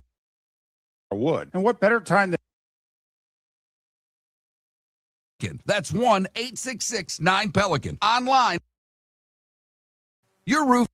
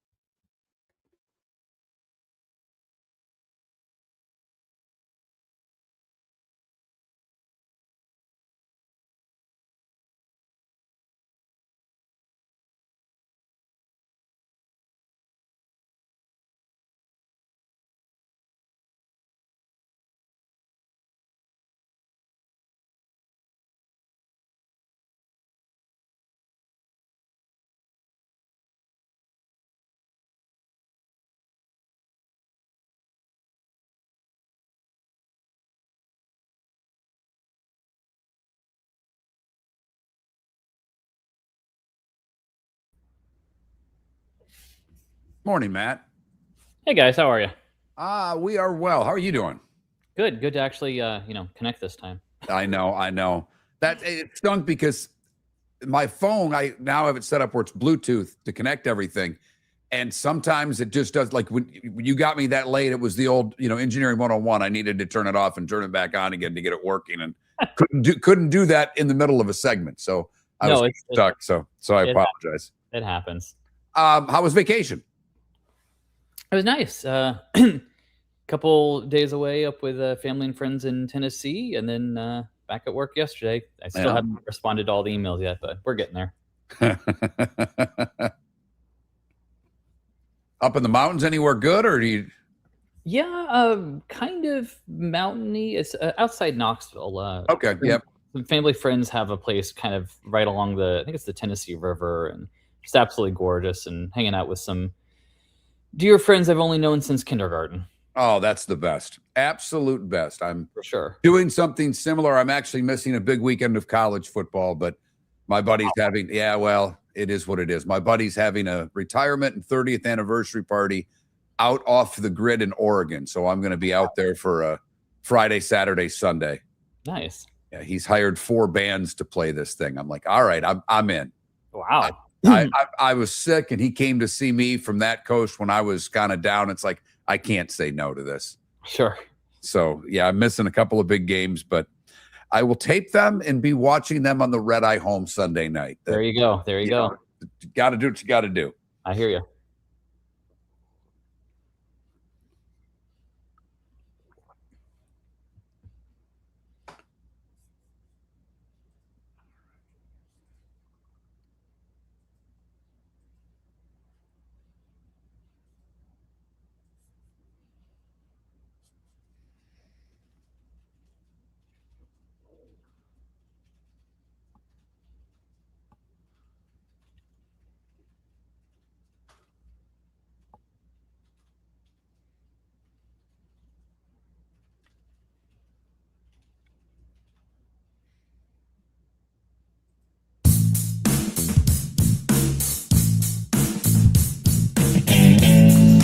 Welcome back to Miller and Moulton. Text the guys what's in your mind at 21,000. That's 21000. And now, here's David Moulton.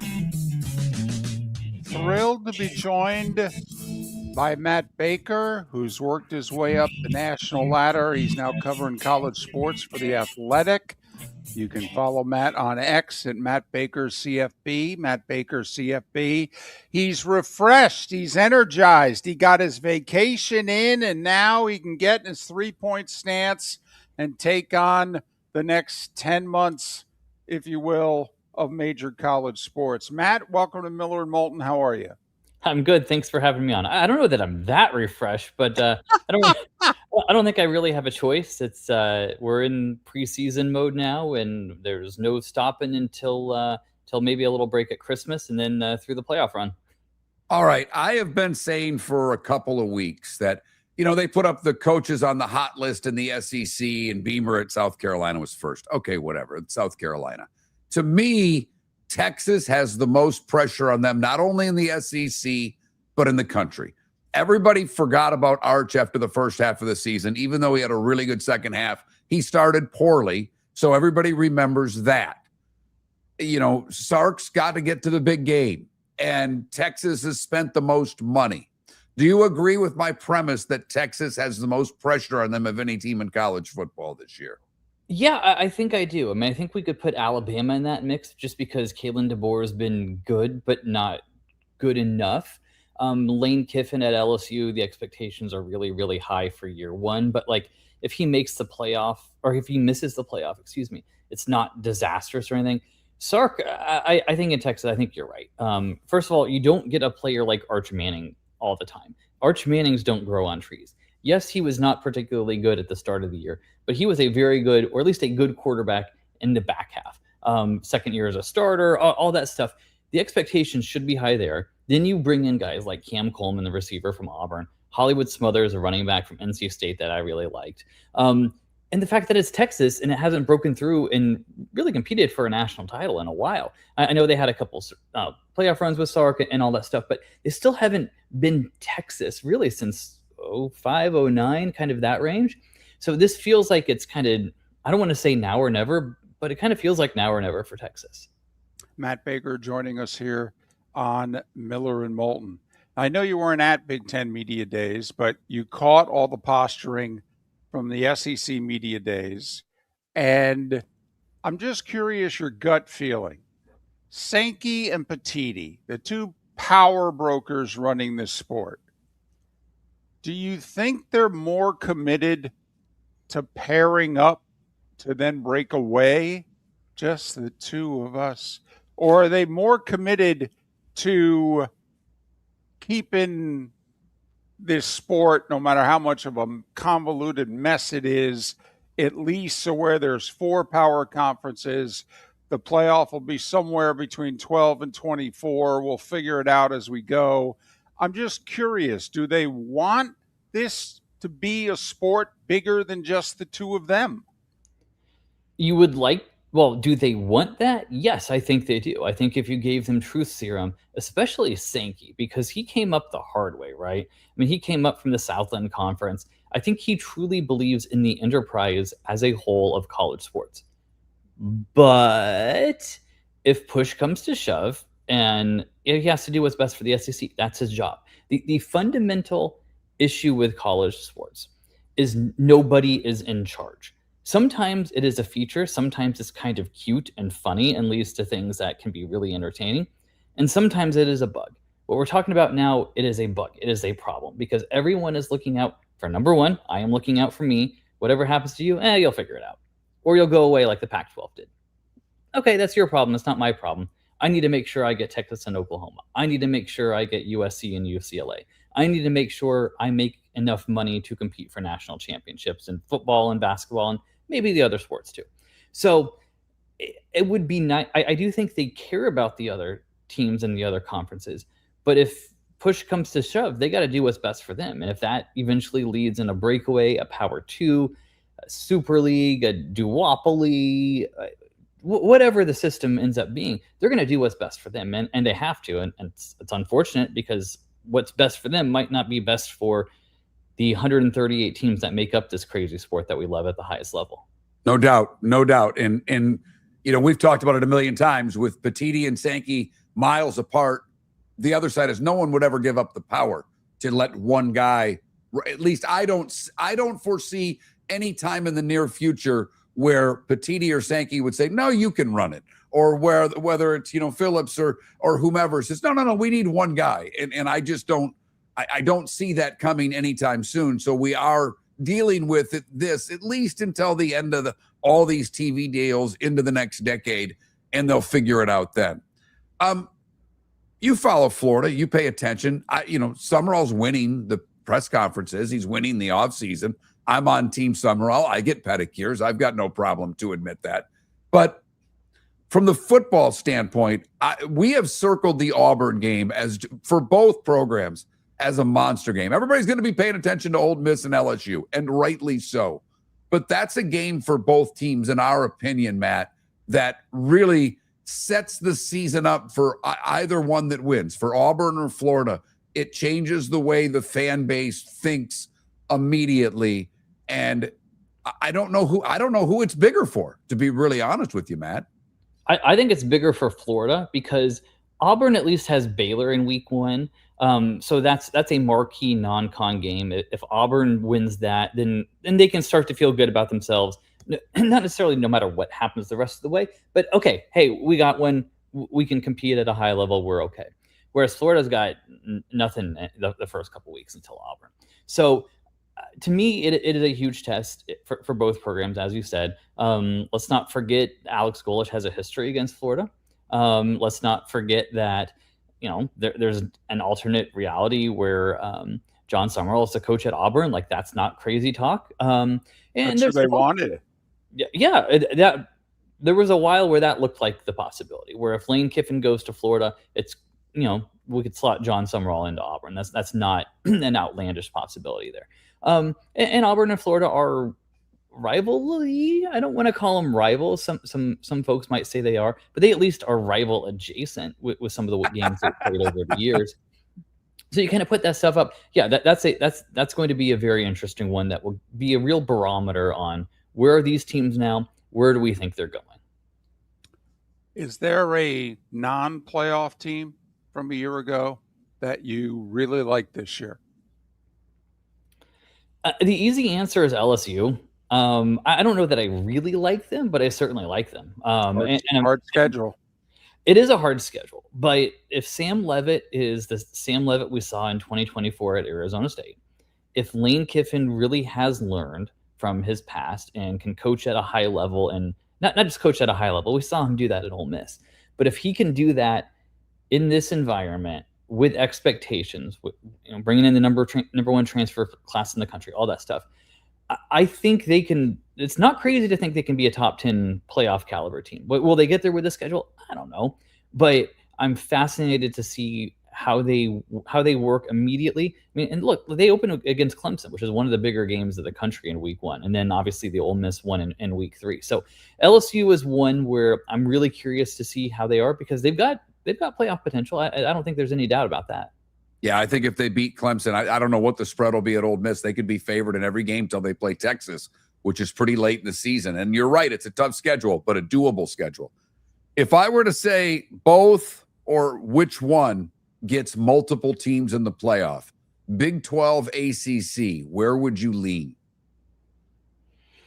That's a really good question, because there's a couple in each conference, right? Texas Tech for sure could be in there. BYU, I think, could be in there from the Big 12.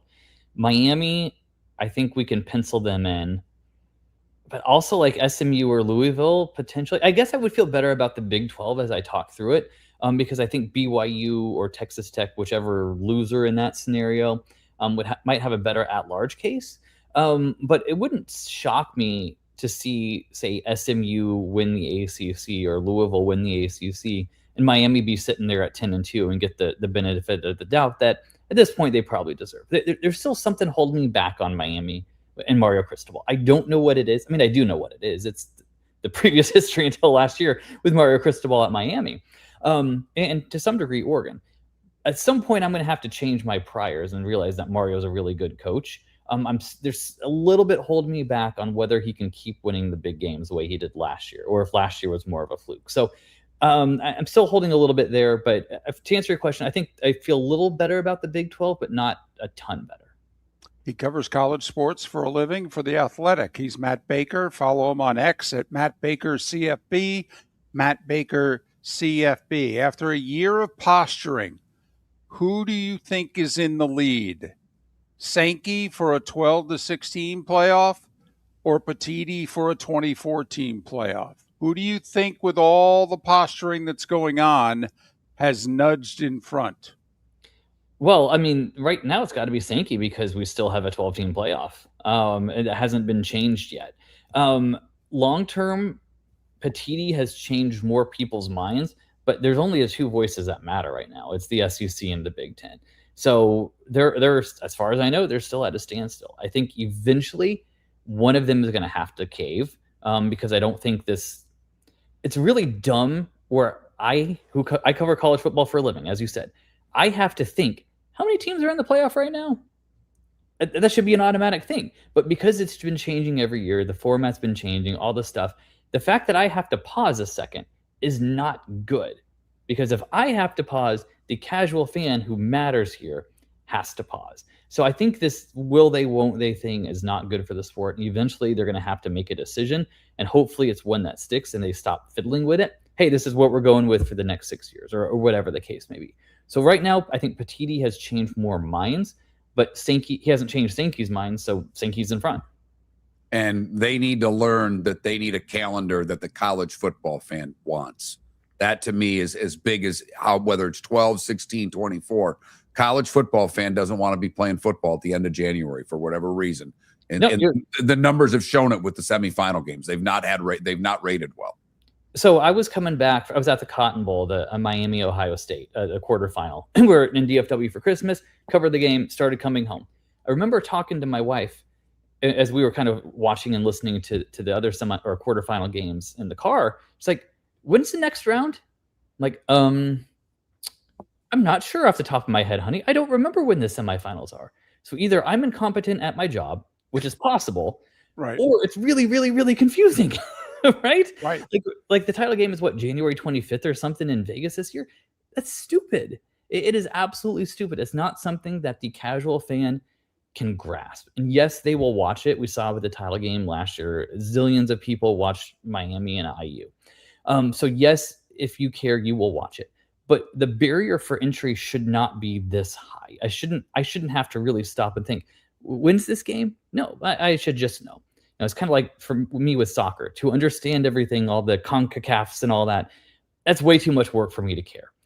You have to lower the bar of entry to get the casual viewers. And that's how you go from a game with 8 million, 10 million people watching it to 18 and 20, 24 million people watching it. And that's where the big money is. Matt, thanks for rearranging your schedule and fitting us in. We always appreciate it. No, you don't have to go traveling yet. Season starts in 29 days, but when you do, safe travels, and hopefully we can talk again soon. All right, Teal. Thanks, guys. Matt Baker, The Athletic, college sports, obviously the focus now on college football. All right, I'll be really short. Do you think how I size up the situation is accurate? That right now, Sankey is too loyal to ESPN. Because that's who doesn't want the playoff to go any bigger, because they don't want to have to subsidize it. Nor do they want it to be open for bidding. Exactly. So they if it control stays, it. They are in complete control of the playoff. If it changes, they are no longer in complete control. right. Who has nothing to do with college football on ESPN? The Big Ten. Who has everything to do with the college football on ESPN? The SEC. It's their only media partner. And so to me, it will be as simple as Petiti getting enough networks to the table to show Sankey and SEC schools, you do know you're costing yourself hundreds of millions of dollars here, if not billions. Okay? If I'm a TV executive, Greg, okay, Major League Baseball, CBS, okay, I've done these deals. All right? Trust me. We go with the NFL package, multiple broadcasters, multiple more billions a year. That's what we have to do. How can you turn and look at your schools and say, I'm going to bring you hundreds of millions less a year? And we've already seen, while it's not the same as what David's talking about, but if money weren't the most important thing, do you really think Notre Dame and Ohio State would be selling jersey patches? Right. Miller and Moulton. We'll talk some pro football next. A quarterback talked, and damn it, he was right. Fantasy football season is here, and there's only one place to get the edge. Join Miller and Moulton for the Fantasy Football Summit with Dr. Roto at Shoeless Joe's Sports Cafe, Tuesday, August 11th, 7 p.m. Get championship-winning draft strategies, sleeper picks, busts to avoid, and answers to all your fantasy questions from one of the nation's top experts, Dr. Roto. Whether you're playing for bragging rights or big money, don't draft without this event. Tuesday, August 11th, the Fantasy Football Summit at Shoeless Joe's with Dr. Roto. Sign up, Miller and Moulton.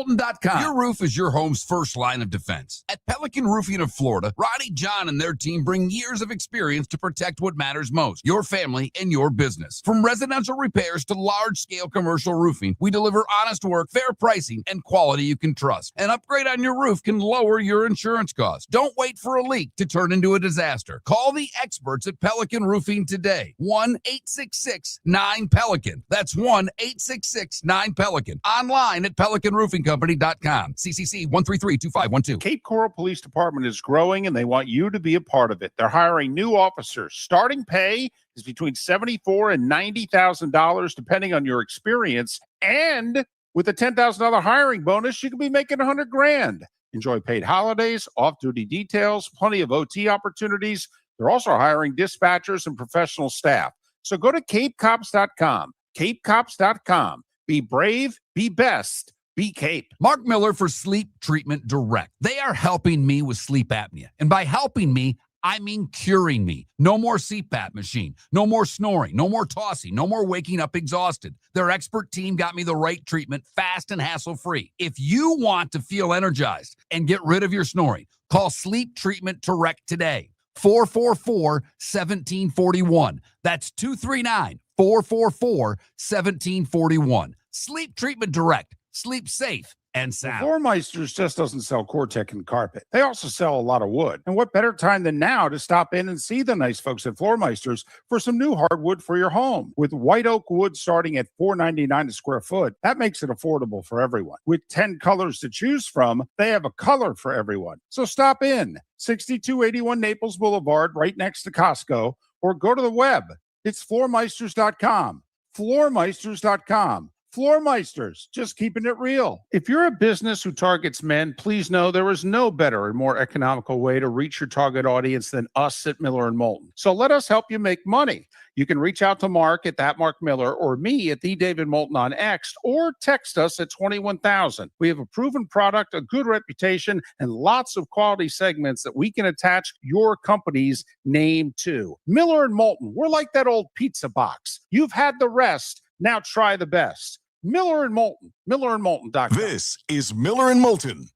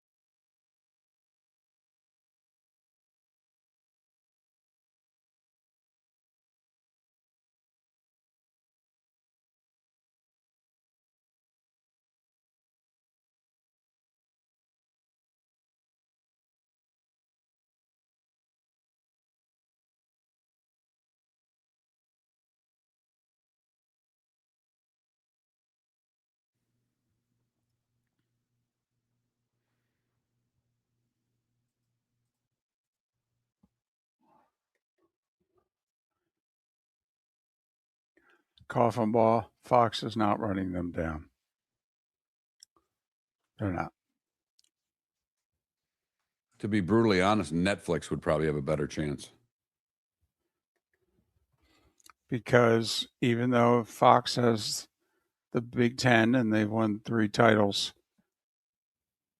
there's not a ton of schools in the Big Ten right now that rate the way that the SEC rates. The top schools can even each other out, but the middle of the SEC rates much better in the middle of the Big Ten.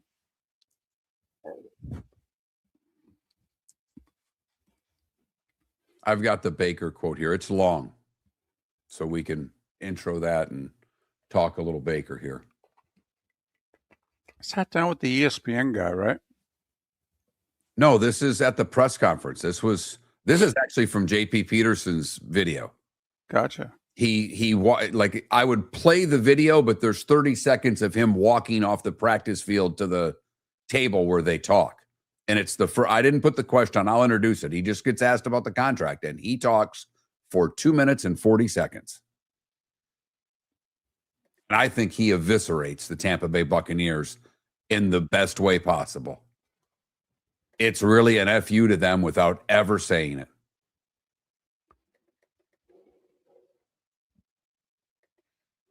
All right, are you betting on it? What are you doing there, David? I don't know. My thing got messed up. Okay. I was trying to scroll back down.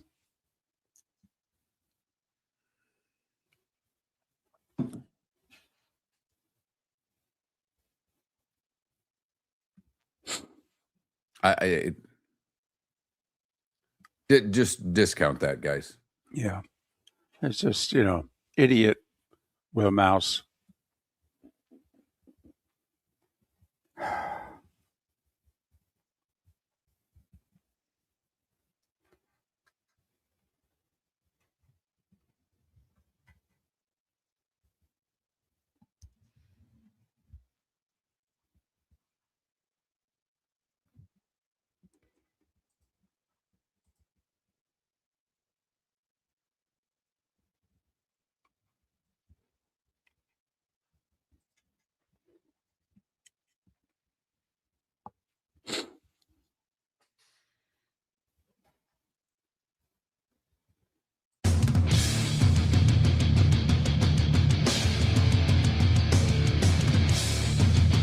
You're listening to Miller and Moulton, coming at you from the Floor Meister Studios. Floor Meisters, keeping it real. And now, here's Mark Miller and David Moulton.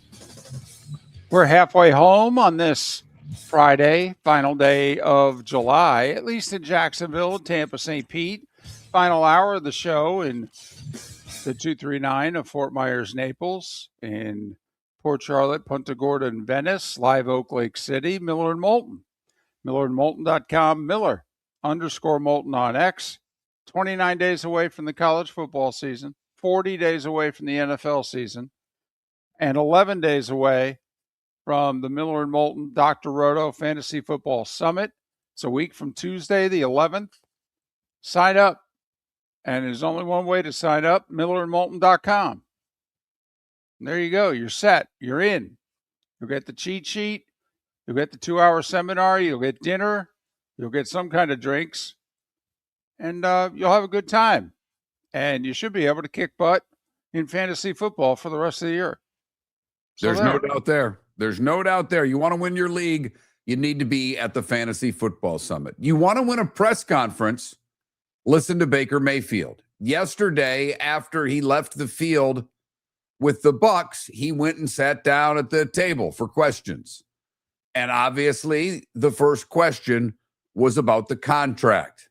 I think Baker nailed it. You be the judge. Yeah, I mean, obviously, I've told you guys I've been pretty upfront and honest about my feelings about Tampa. It being home for now our family. We're raising kids here. We love it here. Wanted the deal done and set the deadline and told them it was going to be all ball after that. And I did mean that. And I don't know if they thought I was just going to take some of the offers that they gave, but I'm at the point of my career and understanding what I've brought to this franchise. One, I'm very, very thankful for the chance they gave me. Do not get me wrong on that. But I've also I really know what I've brought to this franchise, leadership-wise, and even play-wise. It's been some of the best years of my career, and I think it's only going to trend upwards, just being comfortable and feeling that. So disappointing in that regard to not have, to feel disrespected a little bit. And that's really the disappointing part, to feel undervalued after, thinking you've earned it. This is not a poor me thing. There's a lot of other people that have it way worse off, but I can sit here and look at other quarterbacks and peers and evaluate myself based on that and put myself in certain categories that I deserve to be compensated for that. And I think I'm a franchise quarterback. I've been told I'm a franchise quarterback. It's been said publicly from ownership down here. And so to not have a deal done is very disappointing. But I said the deadline was a deadline, and I addressed the team to let them know I meant that. It's all ball. I'm with these guys. I think all the guys that have been here know exactly who I am. The guys that are new here, I wanted to address that because they might have had a notion prior to coming here about who I am as a person. But it's all team. It's all about winning here now and what we're going to do. And, hopefully Vita gets his back fixed and gets his deal done. I mean, he's the second longest tenured Buck behind CG, and Vita deserves that. He's the anchor of our defense, and so I hope they take care of him. It's disappointing to say the least, but it's all ball here, and I know I'm going to have a good year. I know this team, the things that we went through last year, put us in a good spot for this year. Depth-wise, a lot of guys being thrown to the fire to be able to grow and learn fast. And it didn't go the way we wanted, but it's a new season, and it's going to help us in the long run this year. Added some new pieces, and so I'm excited about it. It's all ball from here. After today, I'll answer a few more questions about the contract, but after today, I'm not answering anymore because I'm not negotiating anymore. There you go. Not answering anymore because I'm not negotiating anymore. I think I'm a franchise quarterback. They've told me from top down that I'm a franchise quarterback. Well, from one of our favorite movies, which is now old, David, pay the man his money. And they didn't. Nope. And he's told them, don't know what to tell you. I'm hitting free agency. Now, they can franchise him. We've already talked about this. Right. But I thought Baker, I don't know if you could, David, could you have handled it any better with the media than he did right there? Absolutely not. Absolutely not. And listen, you and I are both on his side. We've been on his side since last season. Okay. We knew this was coming. Now, we both thought that the Bucs would have gotten a deal done. because they don't have a replacement. And they've only had one or two guys that were ever any better than him at this position. So we thought they would just, grit their teeth, swallow hard, and pay the going rate because, well, that's business. But I will say one thing, Mark. I don't like the player saying, well, training camp started, I'm done negotiating. See, to me, that's crap. You have an agent. Okay, you don't have to negotiate. I don't ever have to talk to you. Okay, but I know what you want. You've told me what you want. If now all of a sudden I start to change my tune and I go, you know what? I know I haven't been willing to go above 3 years. I'll go 4. And I'll damn near guarantee 90% of it. I'll give you 47.5 a year. So I'm giving you 4 for 190. And I'll guarantee 170 of it. Okay? And the agent's going to take my call because it's in his best interest to. And he can't have a 3-minute phone call with Baker on a Tuesday night in which he says, hey, I called you because the Bucs called today. And I know, you don't want to negotiate, but they offered 4 for 190 with 170 guaranteed. I guess, David, I understand where you're coming from, and I mostly agree with you. I do. I'm more on your side than I'm not. But they've had a long time to do this deal. And Baker said a long time ago. This wasn't like he didn't say this on July 20th that you got 11 days to do a deal. We've known since the mini camp back in April? Since I think before the draft, or if not right around the draft, we've known now for several months that Baker has been upfront. Once training camp starts, I'm done and I'm focusing on football and I'm not going to negotiate anymore. Right. But can you really believe either side in a negotiation? I mean, can't the Bucs just say to Baker, well, to be honest with you, we wanted to see how far you'd go. Because we knew at the end of the day, we could always give you what you wanted.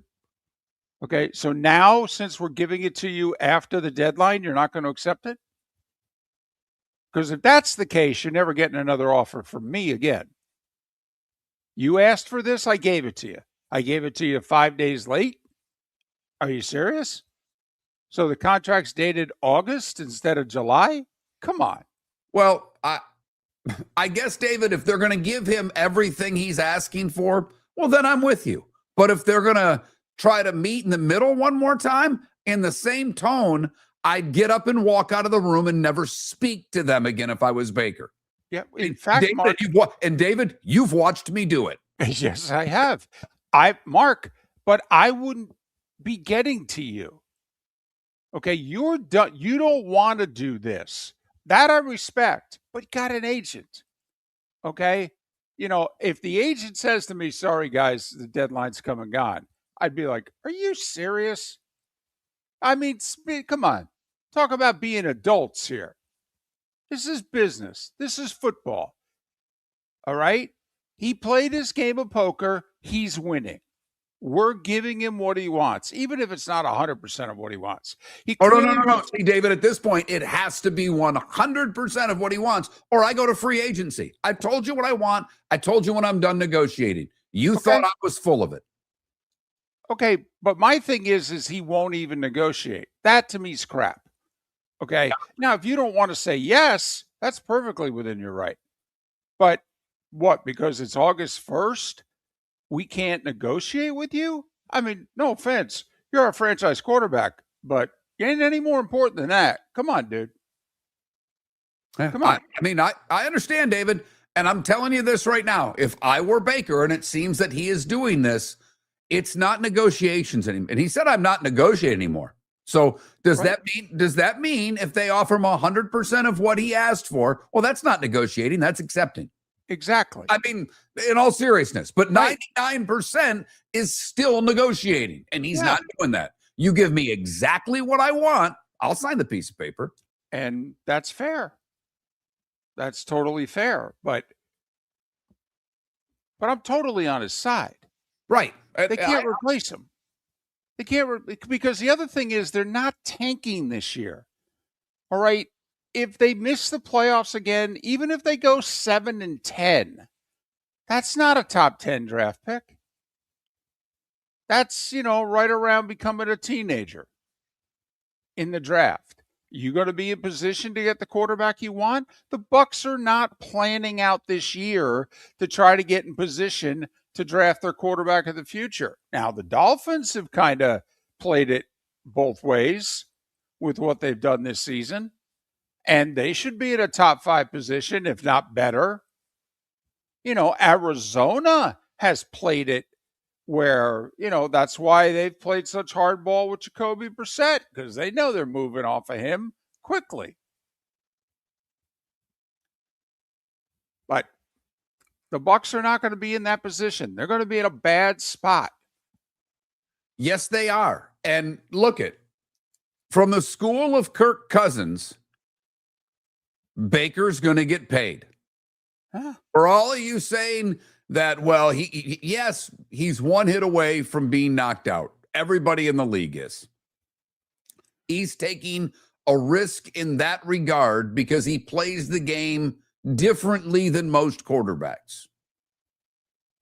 If Baker emerges from this season the way he emerged from last year, which was banged up, and because of it, he didn't perform as well as he had the 2 years before that. But he's 31 years old when this season's over.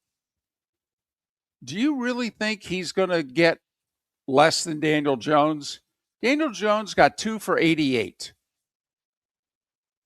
which is what apparently the Bucs were trying to get Baker to sign. Something in the 2 to 3 year range and no more than what Daniel Jones' money. Right. Baker wanted 4. He wanted 5 with 3+ guaranteed is what he wanted. I mean, do you really think the Steelers wouldn't give Baker Mayfield a better contract than what the Colts just gave Daniel Jones? Seriously, this season's over. What are the Steelers' options at quarterback? I mean, I'll say this, Mark. This doesn't usually happen in the NFL, but could there be a bidding war between the Steelers and the Bucs for Baker Mayfield? Hey, David, if Kyler Murray doesn't work out, can I just throw the Vikings in that mix too? No, I'm serious. I mean, that's a guy who's won a playoff. He's taken teams to the playoffs.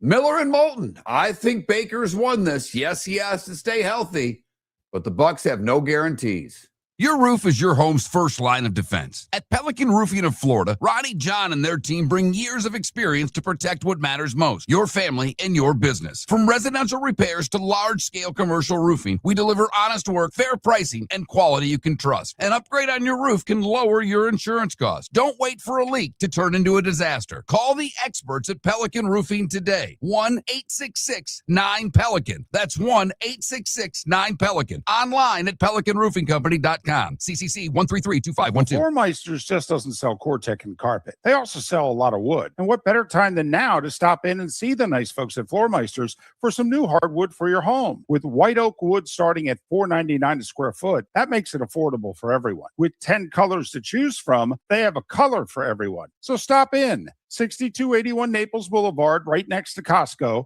or go to the web. It's floormeisters.com.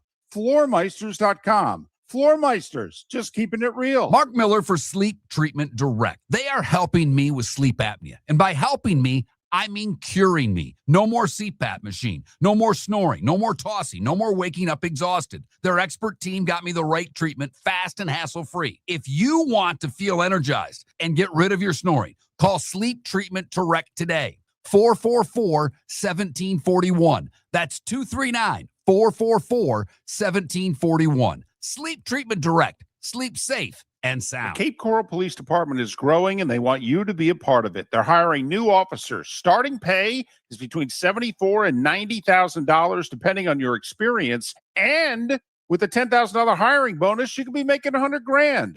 Enjoy paid holidays, off-duty details, plenty of OT opportunities. They're also hiring dispatchers and professional staff. So go to capecops.com. capecops.com. Be brave, be best. Be Cape. This is Miller and Moulton.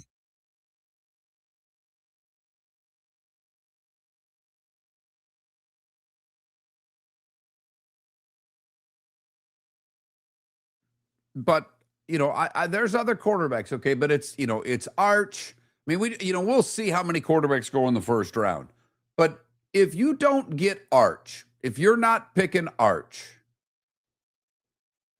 who are you? Good point, EB. Cleveland, but I don't think he'd go back there, even though it's new people. It's the same owner. If Arizona doesn't give Arch, do you want the kid from South Carolina? Even if you do you get Baker for 3 years there?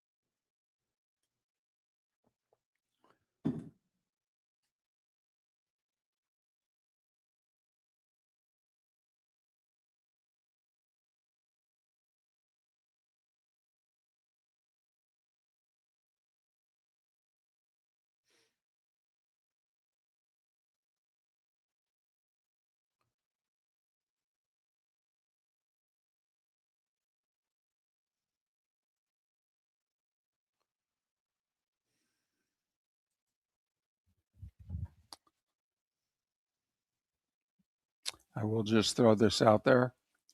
I can't wait to watch the 2 Bucs-Falcons games. Baker against Stefanski. Can't wait. As disappointed as he is in the Bucs right now, he effing hates Kevin Stefanski. You leaving, huh? All right, go beat it. Unloyal thing. Yeah, Baker's won playoff games with 2 different franchises.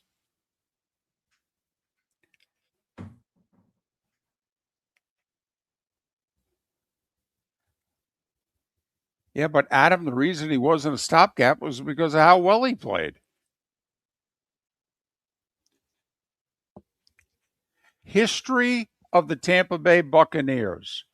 Brady's the best quarterback they've ever had. Who's the second best? As a Buck, not about how they played elsewhere. As a Buck, who's their second best quarterback?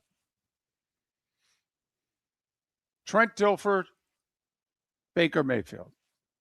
Jameis Winston, Baker Mayfield. Right.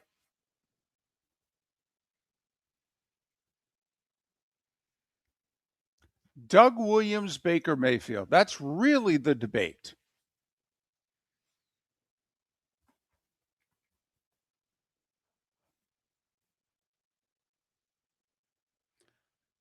And Sonny, you brought up Le'Veon Bell. He sat out a season. Baker's not sitting out a season. It's not an accurate comparison.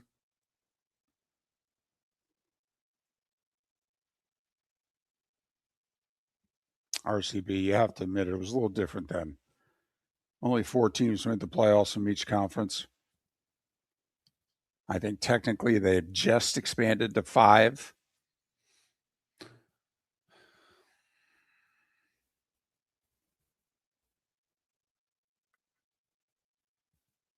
I think Baker played better than Doug Williams.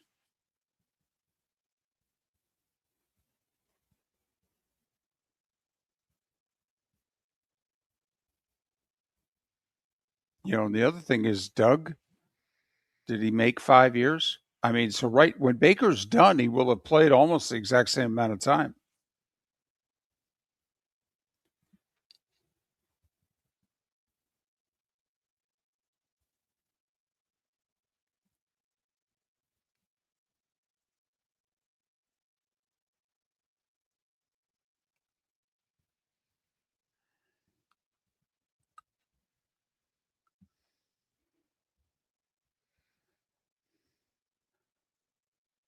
Oh, Michael, they haven't damaged him. He's the leader of the team.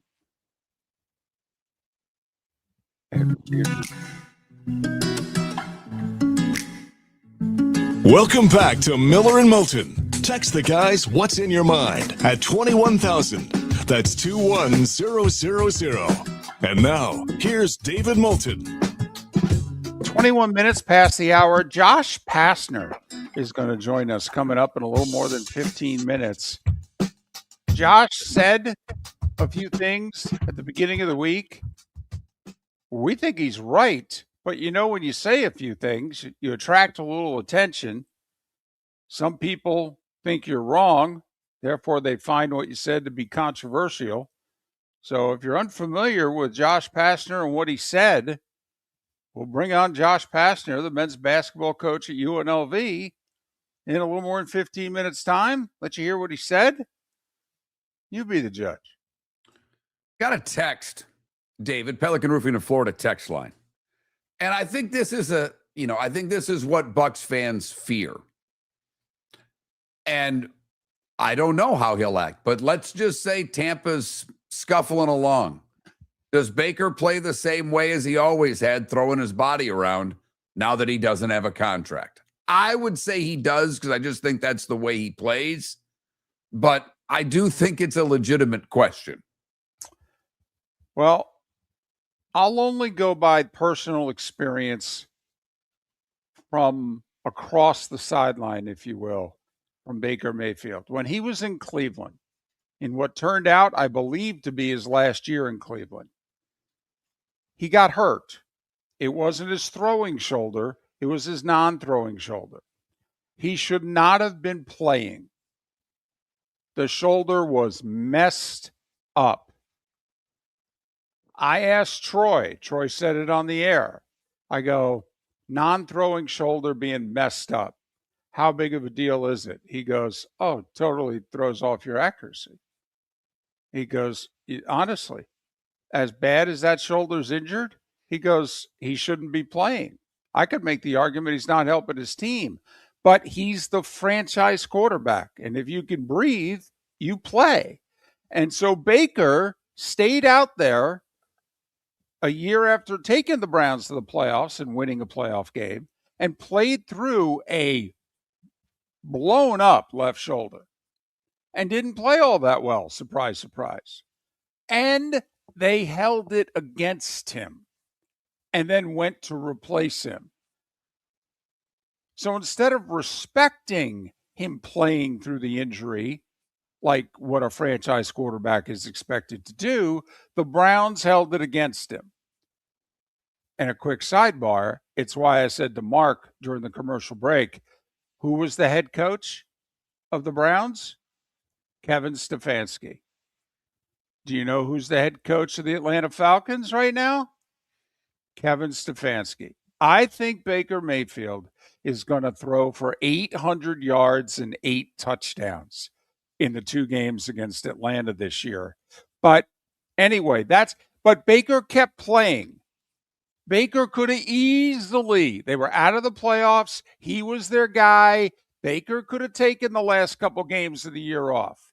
He didn't, wouldn't take himself out of the lineup. So when he's been in position to protect his job, he stayed in the game. I think Baker will play through anything so long as he can physically play. And I agree, and I think he'll play the same way. And that was really more of his question. Will he play the same way? Will he still throw his body around recklessly? I don't think he knows how to play another way. Hey, we do a thing at the end of the show, and some of our audience doesn't get it, good, bad, and ugly, where I try to find a good story, and it's not sports. And I've already got them done. This would qualify, but it's also an athlete. I don't know if you caught this, David, but look, and I get Bucks fans don't like the Saints, the same division. I understand. Right. And the Saints are a team that a lot of people are going, they finished the season strong. Someone's going to win that division. Could they be a worst to first? Well, the guy you should probably root for on their team's a backup nose tackle, Christian Miller. He was getting a bag of shrimp at the grocery store earlier in the week. And the lady had a full cart of groceries in front of him, and she said, go ahead, you've only got one thing. And he said to the cat, and she had no idea who he was. And he said to the cashier, ring it all up together. And the lady said, no. He said, ring it all up together. He says, my mom told me to do good deeds. And I'd like to bless you today. Please don't take that blessing from me. He paid for everything. He left. Never said who he was. The cashier recognized him, knew who he was. And so the story did get out there that Christian Miller, the nose tackle, former Georgia Bulldog, took care of a nice lady at the grocery store, paying for her groceries. I just thought it was a story worth sharing because we constantly dive into the negative of athletes, and it's unfortunately that's the world we live in, and these stories don't get enough publicity.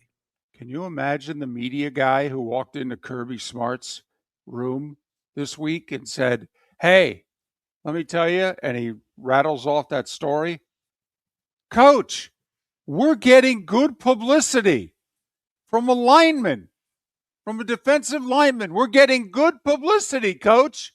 Now, unfortunately, he was pulled over doing 120 on the way home from the grocery store. He was not, but that's a great line. I couldn't help it. That was an easy one. In fact, that's probably what Kirby said to the communications assistant who came in the office. "Is the next part you're going to tell me you got a speeding ticket? Please tell me there's no next part." The other one is that my hero from the World Cup apparently is coming back to the States. Freddie, the German tourist who's made everybody love America a little more, is planning a trip back in the fall because everybody that he met said, "You got to come here and see a college football game." So he's coming back to do some college football. Whoa! He's German, and in Helen, Georgia, they have Oktoberfest. It's a very German city up in the mountains, so he's going to do that. That's on his list, but then he's going to take in some football games. Somehow, I think he's going to end up with really good seats. That's all. He's going to have almost as good a seats as you did for SEC games, David. I just have that feeling. Well, if it's in Athens, he'll have better, because that was the smallest booth we ever worked in. I'll bet he's either on the sideline or somebody important puts him in a suite. I think it's the second one. I think he ends up in a few suites. I think he ends up with some, 50-yard line seats somewhere. Yeah. Okay. You're the mayor, whatever. You run this German Fest thing in that small town in Georgia. Are you really going to invite? I mean, aren't you a little hesitant to invite this guy? I mean, you think you do Oktoberfest well. He's from Germany. I mean, don't you think he's going to look around and go, "Guys, this is a good effort. This is a strong effort. Let me give you a few pointers"? No, first off, it's beyond that because he didn't get invited. That's where he says he's going. Okay. He already visited Helen, Georgia, and raved about it. He's got 3 places that he says, "I'm going to," and that was on the list of things that he said. And then he looked to the people of X as to what else what he wants to do. He said the only things that are on his list right now are Oktoberfest in Helen, Georgia, the Texas State Fair. That's not a bad pick. And the Breeders' Cup in Kentucky. Those are the 3 things that he's doing. And the Breeders is in September in Lexington. And I actually got an invite, and I'm not supposed to be around crowds, and I'm kind of pissed. So that was one I would like to go to. I'd like to be there with Freddie, truth be told. But those are the 3 that he said, and the rest he's going to take in some college football in September and October. So Freddie's back after starring in the World Cup. He's coming back for some college football and going to Helen, Georgia for Oktoberfest. Well, that Texas State Fair, doesn't that mean OU, Texas? Sure does. Oh, wow. That's awesome. The Breeders is the end of October. Sorry, not September. Miller and Moulton. Josh Pastner's the head basketball coach for the UNLV Running Rebels. And he told some truth into a microphone. And he got chastised for it. I don't think he should have. I think everything he said was 100% right. But we're going to talk to him. He's been great to us over the years. There's a 3-hour time difference, and he's still doing Miller and Moulton. Next.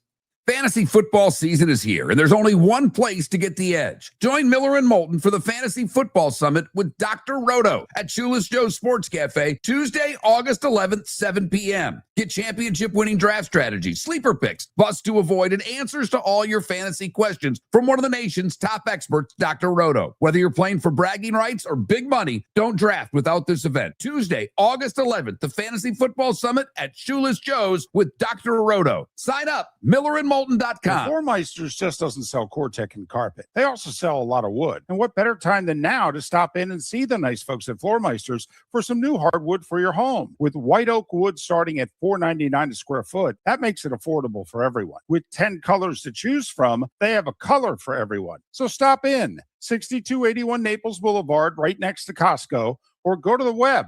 It's floormeisters.com.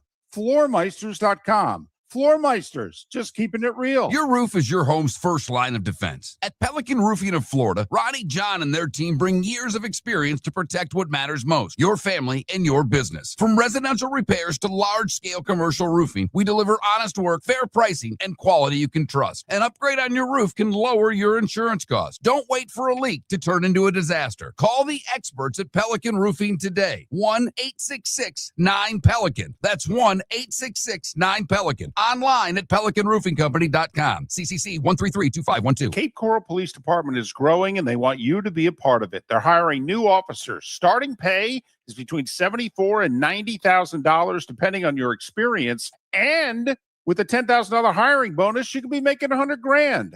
Enjoy paid holidays, off-duty details, plenty of OT opportunities. They're also hiring dispatchers and professional staff. So go to capecops.com. capecops.com. Be brave, be best, be Cape. This is Miller and Moulton.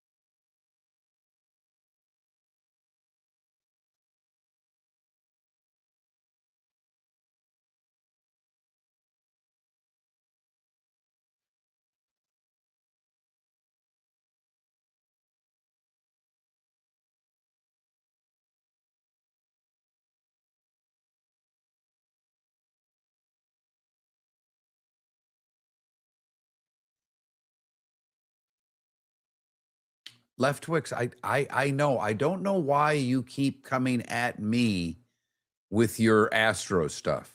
When have I been anti-Astros?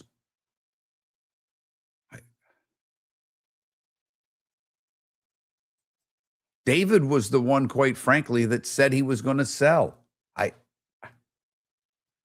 don't know. I know. I am well aware of where they are in the standings. I do a talk radio show, by the way. I mean, I think I got a pretty good idea what's going on.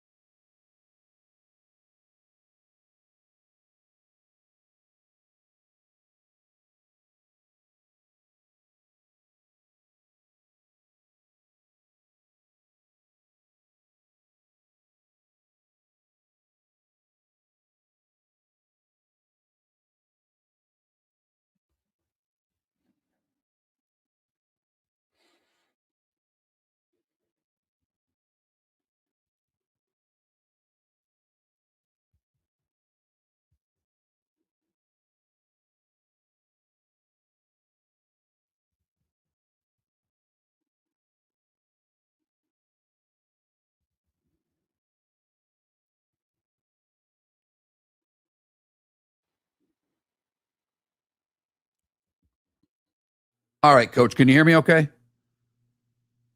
Yes, Mike, just fine. All right, good. Just always worry when I have to switch it from the phone to the equipment. Nothing can fail like technology. Yeah, just I'm here. All right, good deal. Thanks again. We got about 20 seconds.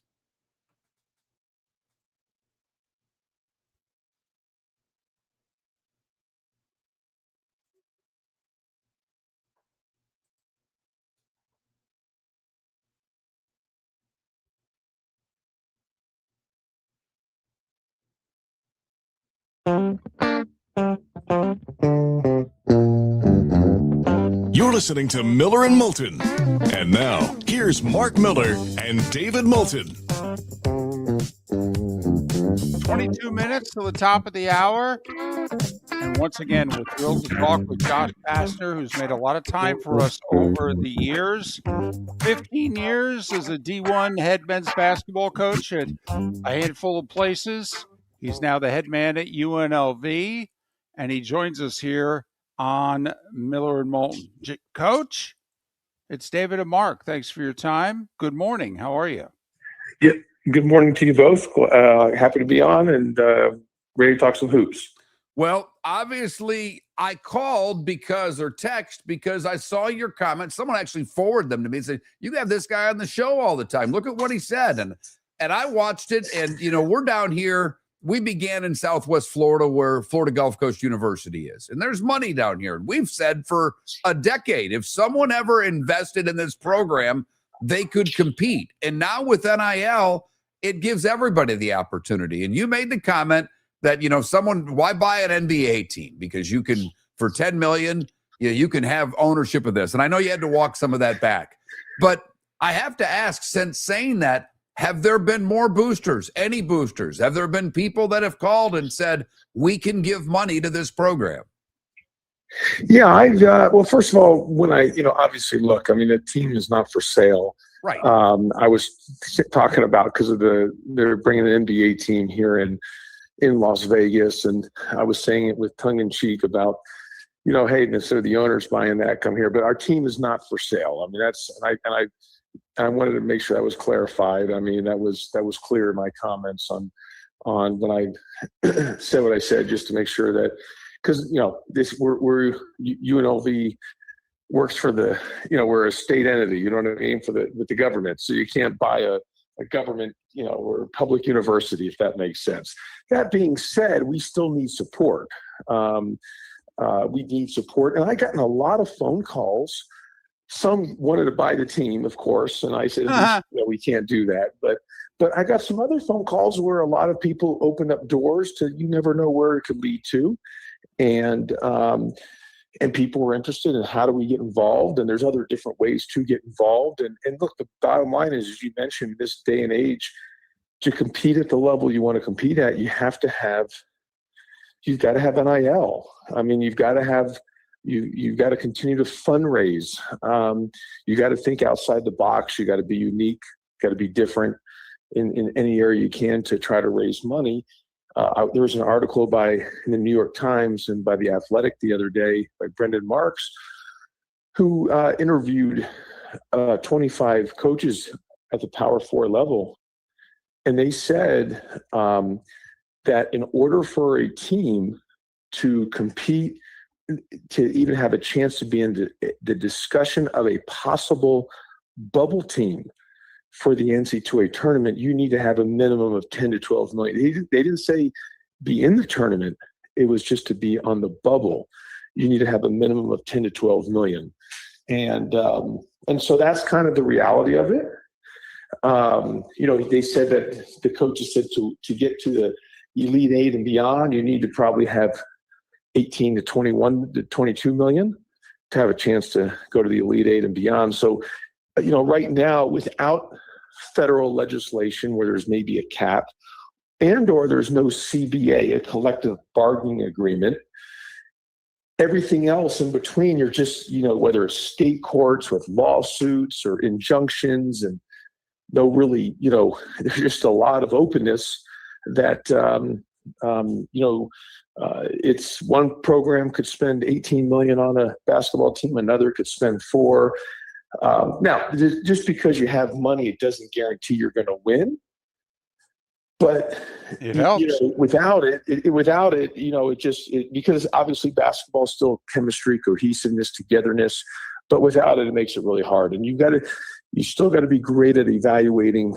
And if you have a smaller budget, you got like for example, like us, that's why we're trying to raise money. Is you've got to really be great at finding guys under the radar that are undervalued, and really trying to thread a needle. Coach Josh Pastner, kind enough to join us. You can follow him on X as Coach, the letter J, Pastner.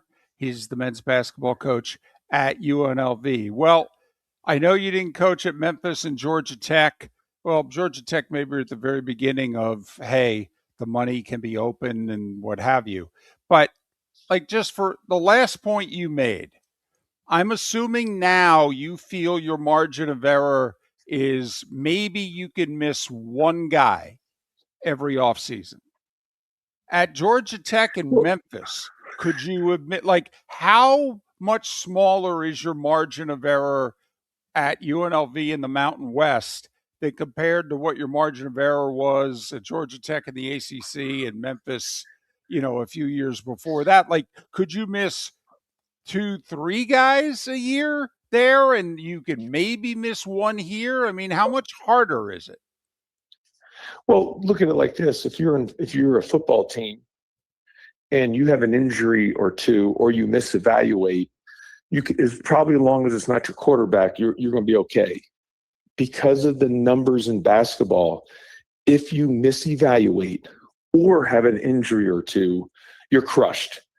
Now, the way we structured our roster last year, we lost our starting point guard and our starting center before our season even started to an injuries. And I think if we had them both and stayed healthy, we would have probably been in the NCAA tournament. But the way we structured our financials, not, a lot of times in the NBA, if you look at it, they pay their players. Maybe the model is your top two players get the most money, then the third, and then everything after that, your three guys. Then everything after that, you're getting a lot of role players. We try to do. I've taken the model of spreading it out, maybe a little more equality. Not everyone getting the same, but spread out so you can be protected in case you miss on a player, and or if there is an injury. But as you just mentioned, yes, there is no margin of error when your budget is such, and you're dealing with money, not just scholarships. You've got to be so darn accurate. Now, my margin of error at Georgia Tech was probably the same based on the league that I was in with the ACC. At that time, with all those Hall of Fame coaches and how good the league is, and because of our academic standards, I had to really thread the needle there. But right now, when you're dealing with money and you're dealing with a smaller budget competing with the bigger budgets, you really have to be. I mean, I use the word threading the needle. You mentioned the word the lack of margin of error, and especially in basketball because the numbers are such. And I think that's the most pressurized thing. If you're raising money and somebody you're raising money, and the person does not perform at that standard, how are you going back to get that money? Because right now, there is not a lot of return on investment. You can't buy a college team. There is no equity. There's no stock options. Will there be like that in time? Possibly. Let's see where things are in the next 5 years. But right now there's not. So you're asking people to help, and yes, they get a tax write-off, and they want to be helped to be part of the program. But I think that's where the hard part is raising money for players, which is part of the deal. And you've got to be really good at making sure those players perform to be able to continue to go back to raise money. Talking with head coach Josh Pastner from UNLV, runs the basketball program, and joining us here on Miller and Moulton. Coach, I'm curious, this is something that coaches never had to deal with before, but because, as you said, you spread the money out. Players talk. They all know what the other guy's getting, or at least I would assume that they've got a pretty good idea what other guys are getting paid. How difficult is, I don't know whether gossip or whether, guys talking and when you're trying to distribute the money to make sure there's no animosity from guy A to guy B? Yeah, I just think you can't try to, in my personal theory and opinion, my viewpoint, I think you just got to be very direct, very honest, not sharing what everyone's making, but just being very upfront about it. Like, hey, not everyone's going to be making the same salaries. Everyone's going to be making different monies, but it doesn't change the fact that I'm going to play the best players on the floor, because in the end, I'm going to get paid, to win games. And so if somebody who makes $50,000 can help me over someone that makes $250,000, I'm going to play that person. I'm not going to be directed by finances. Obviously, when you get to certain levels, like in the NBA or maybe even in the Power Four, and you're paying guys at such a rate, just like the NBA, the star players, they're going to probably play regardless because that's directed from the owner. So, but I think you have to be very direct about that, very upfront, not making or telling what people are making, but just hitting the elephant in the room, hitting the objective head on. And I think not trying to hide any of that is probably the way to go. Obviously, like I said, the NBA, the two highest paid guys, because, are going to play. Whether they're playing well or not, they're going to play. And probably at the Power Four level, when certain guys are getting a certain amount of money, they're probably going to play. But everybody else, maybe when you don't have that type of NIL budget, and things can be a little more, maybe not everyone's such a difference between players. It's put you in a position maybe where it's not such a discrepancy between guys. But you're right, people are going to talk. That's why hitting the elephant head on, as I like to say, or meeting the objective head on, and not trying to hide anything with the guys, as in terms of that there will be differences in what guys make. Josh, there's always been talk about generation to generation. How about just 5 years ago to now? How different, if different at all, are the players? I mean, are they tougher to coach hard? Are they more likely to tune you out and leave because they'll just go get paid elsewhere? Or is the kid still the same kid? No, I mean, look, 5 years ago is what 5 years ago. 5 years from now will be different than what 5 years is today. Kids still want discipline, structure, even though they're getting money. People thrive and they might resist it, but people just, whether it's you two, myself, and people want still structure, discipline, clarity, being held accountable, given responsibility. And I think that's no difference if you're making money as a player or not. Yes, can players transfer now after every year? Absolutely. But I don't think the best players, the guys who want to be great, that hasn't changed. That they crave discipline and structure and want to be coached hard. He's head coach Josh Pastner, UNLV running Rebels, taking over that program and talking about not just UNLV, but where college basketball, particularly for the mid-majors, if you will, is going. Coach, can't thank you enough for doing this, especially at 5:30, basically your time. I know you're busy with getting guys ready for the season. We wish you the best of luck, and thanks so much for giving us a few minutes this morning. Well, appreciate you guys having me on. We'll talk again here as we get closer to the season. And if you guys both, because I know you both are making about 15, 16 million a year, if you want to donate just in a nice way, 8 to 10 million to me, I'll be happy to take it. Done. As soon as I get that first 15 million, you can have 8, Coach. Fair enough. I'm holding you to that. Man, I wish Thanks, I bought guys. a ticket in Bradenton earlier this week. It was an $800 million ticket. I would have financed somebody's program. I don't know who, but you know me. I've been trying to give money away to a program. Been trying to get the money, but I've always said if I get it, somebody's getting financed from Moulton. Well, what's interesting is he made the comments. Everybody just published them. And then he had to kind of walk back. Our team's not for sale, like he said on the air. I get it. But you know what's happened since then?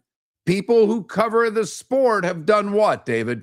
You know, that idea is not that far-fetched. No kidding. Hey, how about the person who's given $10, $12 million to an athletic department and now actually goes, well, heck, that's not a bad idea. Instead of spending 17 to 20 million to buy the patch, why don't I just sponsor the whole damn athletic department or just the basketball programs? And I don't think you can do it at an Ohio State or a Texas or a Georgia, but UNLV, you know, put it. Well, hey, look it. I talked about this, I don't know, 8 months ago. It came out. Mr. Beast, who's like the #1 YouTube channel out there, he makes all kinds of money. He lives in Greenville, North Carolina. That's where East Carolina is. He kind of put it out there on his channel. What if I gave ECU $100 million? What would that do for their football team? And trust me, he can. I'm waiting. I'm waiting for someone to take, you know, average or below average and try to make it great. Well, isn't it already just happened the last 2 years in Lubbock? Yes, that's a Power 4 school, but absolutely. Cody Campbell's put his money where his mouth is. And all of a sudden, they're in the playoff. They're in the College Softball World Series. Yeah, you can buy a program, Miller and Moulton. Fantasy football season is here, and there's only one place to get the edge. Join Miller and Moulton for the Fantasy Football Summit with Dr. Roto at Shoeless Joe's Sports Cafe, Tuesday, August 11th, 7 p.m. Get championship-winning draft strategies, sleeper picks, busts to avoid, and answers to all your fantasy questions from one of the nation's top experts, Dr. Roto. Whether you're playing for bragging rights or big money, don't draft without this event. Tuesday, August 11th, the Fantasy Football Summit at Shoeless Joe's with Dr. Roto. Sign up, Miller and Moulton.com. Your roof is your home's first line of defense. At Pelican Roofing of Florida, Ronnie John and their team bring years of experience to protect what matters most, your family and your business. From residential repairs to large-scale commercial roofing, we deliver honest work, fair pricing, and quality you can trust. An upgrade on your roof can lower your insurance costs. Don't wait for a leak to turn into a disaster. Call the experts at Pelican Roofing today. 1-866-9-PELICAN. That's 1-866-9-PELICAN. Online at PelicanRoofingCompany.com. CCC 1332512. The Cape Coral Police Department is growing, and they want you to be a part of it. They're hiring new officers. Starting pay is between $74,000 and $90,000, depending on your experience. And with a $10,000 hiring bonus, you could be making $100,000.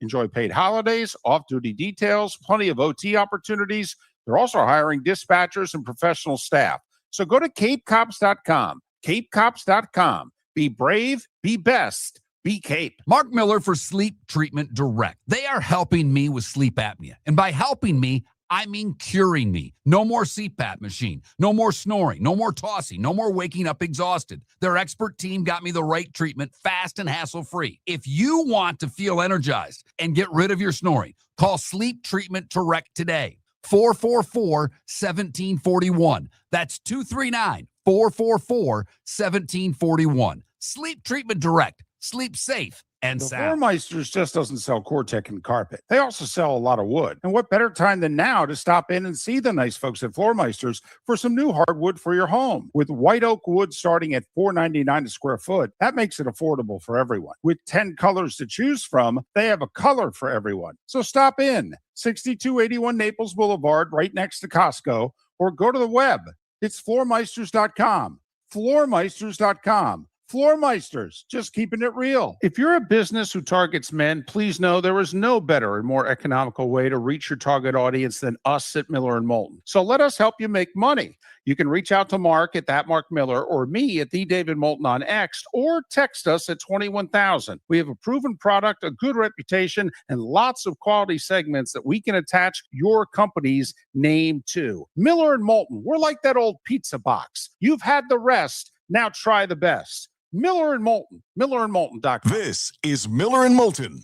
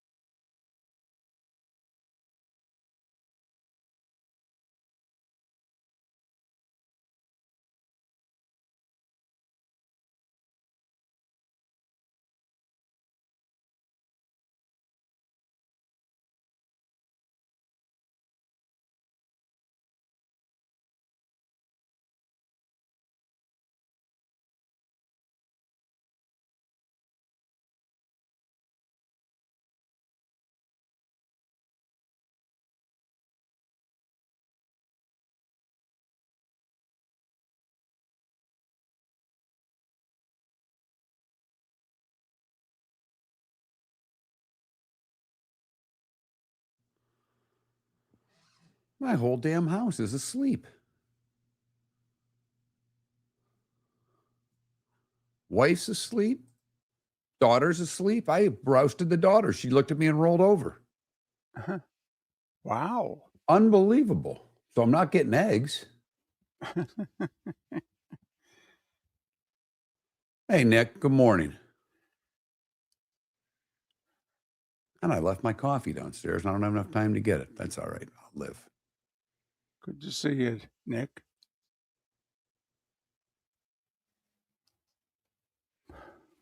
It's a great dog. All I'm saying, if you can hold off till Tuesday, that's the deal day. I think you get 2 dogs for like $5 or something.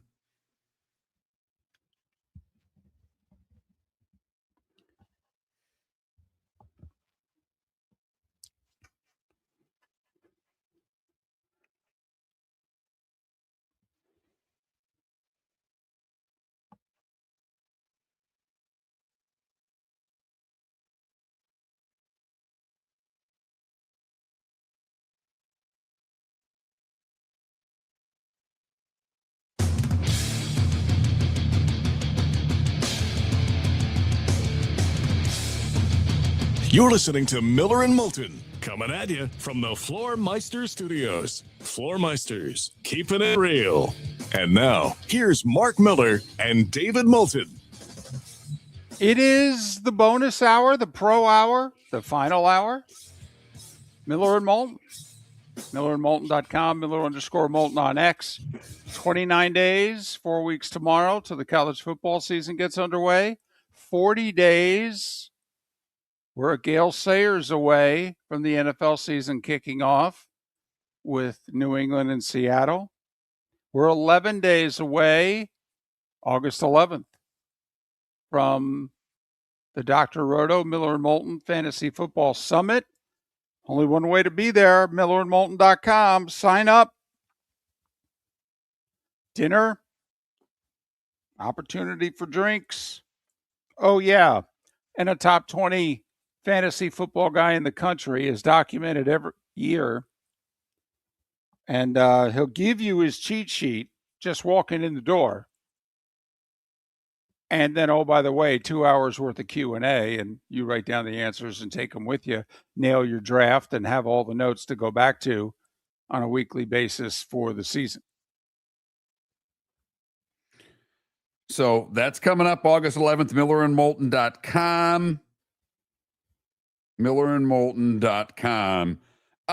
David, there is some news that's out. It has nothing to do with sports, but it interests me. So this is when I try to bring things like this up. And I've gotten past the I'm going to just, derail the show and David doesn't care point in my life. So I do it anyhow. But a report came out earlier this week that more Americans are now smoking pot than drinking regularly.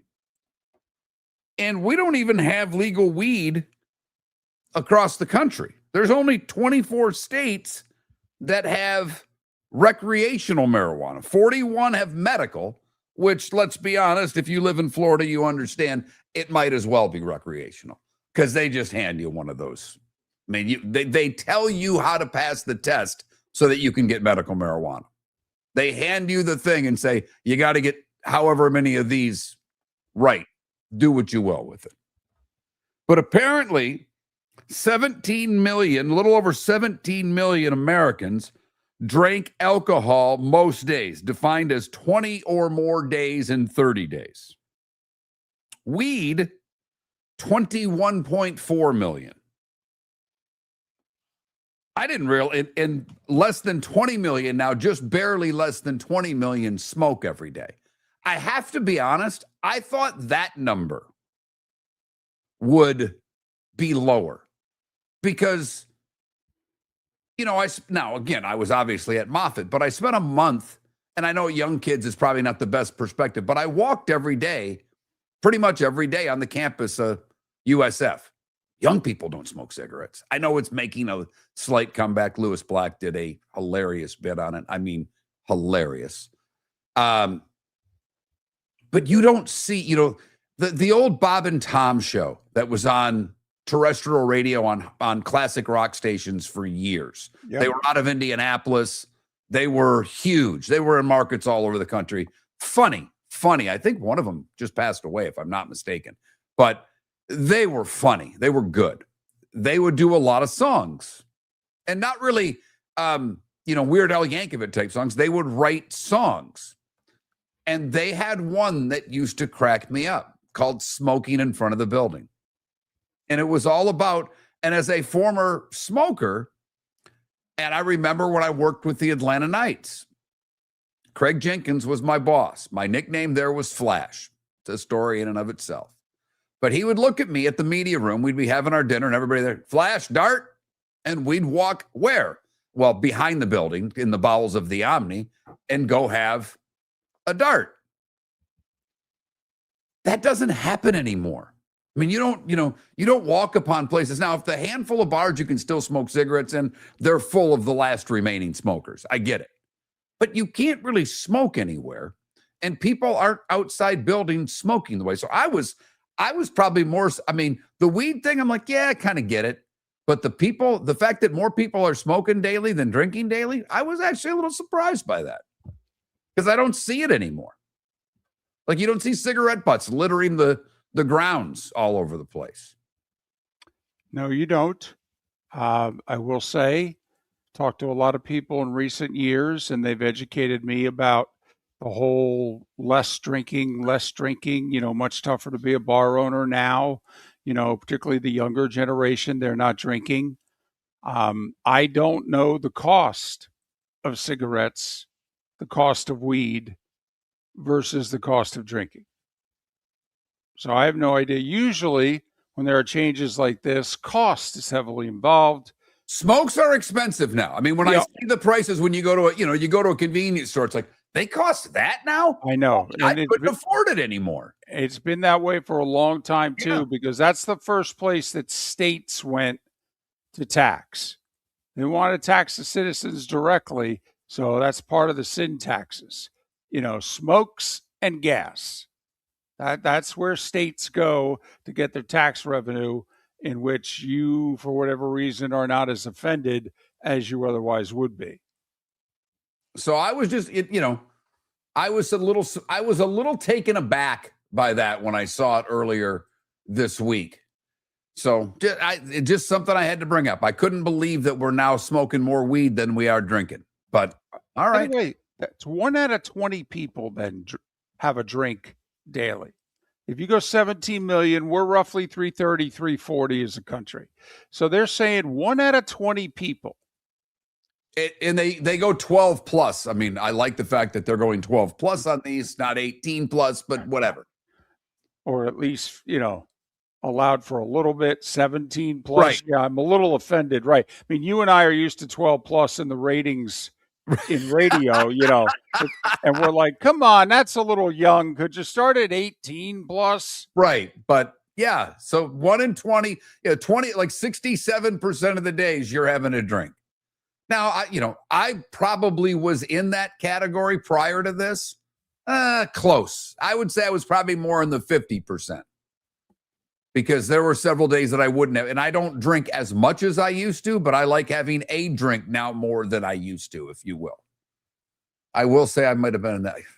Matter of fact, now that I think about it, yeah, I'm part of the new category. Don't kid yourself. Okay. There you go. Yeah. All right. Let's get to the poll question. That's enough on that. Hello. Oh, look at the time. Our poll question today is Gator coach John Summerall gets pedicures. Dan Orlovsky from ESPN attacked him and said, real men don't get pedicures. Who's team he on? Team Summerall, Team Orlovsky. Right now, Team Summerall dominating. Dominating. In fact, it reminds me that I probably need to get a pedicure. It's been a while. Maybe the daughter and I. The wife's working tomorrow. Maybe the daughter and I get pedicures. We were talking to a guest earlier, and you said, listen, I'm on Team Summerall. I like him from afar. I'm all in. And for the record, so am I. He's the new Gators coach. And Mark, I will say, I've done, and I know you do the occasional interview as well. We have friends in the business They'll maybe come on our show. We come on theirs from time to time. And I do 2 or 3 regularly. They're all in the Southeast. So they all went to media days. And every single person I've talked to who went to SEC media days said he won it. He was the best. He was the guy you most wanted to play for, you most wanted your kid to play for, that you were most willing to send a $500 check to. That the Gator coach is winning the PR offseason. Now, of course, what does he have to do? Do the only thing that counts, win games. Right. Boy, winning the offseason for the Florida Gators means squadoosh these days. They've gone through too many coaches and too many losing seasons. I can say I'm honestly rooting for him. I am. I want the Gators to be good. We've said this forever. There are certain teams that need to be good for us to love college football as much as David and I do. The Gators are on that list. Okay. There's been, 4 coaches since Urban, not including the current one? You had Will, right? You had McElwain. And then who was before, group of 5 Billy here? Wasn't there somebody? Because didn't McElwain go to 2018 and we had to have somebody, I thought there was somebody in between McElwain and the last guy. Oh, goodness. See how quickly we forget? Yeah, I know. You had Will. McElwain. Oh, Mullen. Dan Mullen. Okay. And then the group of 5 guy. Right. So we've had 4 guys. 3 of the 4 were dreadfully boring. Does that matter? Listen, I'm not a huge Scotty Scheffler guy. His golf's amazing. Probably the best golfer since Tiger. That's a pretty big statement. All right. I find him dreadfully boring. Although he was in a good mood in Minneapolis last week. Okay. He really was. That's about as outgoing and fun as Scotty Scheffler can be at a golf tournament. But hope you enjoyed it, Minneapolis, because he'll never be back. No, he won't. But the fact that he threw that bone to them. Oh, it's awesome. Especially at an important time when all these tournaments are fighting for places on. Cam Young being at the tournament in Detroit. That's a boon for them. It is. So, yeah. But I think look at David. There are certain things you and I are pretty certain about. Would the Gators take winning anyway, anyhow? Yeah, of course they would. But they want it to be a certain way. Oh, they do. The Gators want the offense to be electric. They'd like their coach to have a little bit of an attitude. Well, remember Will Muschamp? He had the one season when they were undefeated playing the, cocktail party game, and they lost it. But heading into the postseason, they were 11-1, and they were ranked number 3 in the country. And fans hated the team. They were boring. They played defense, ball control. They hated the team.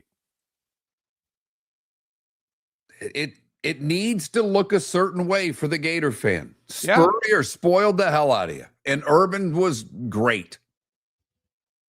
So I get it. But this guy's got a personality. Everybody who runs across him likes him. And we can't say it enough.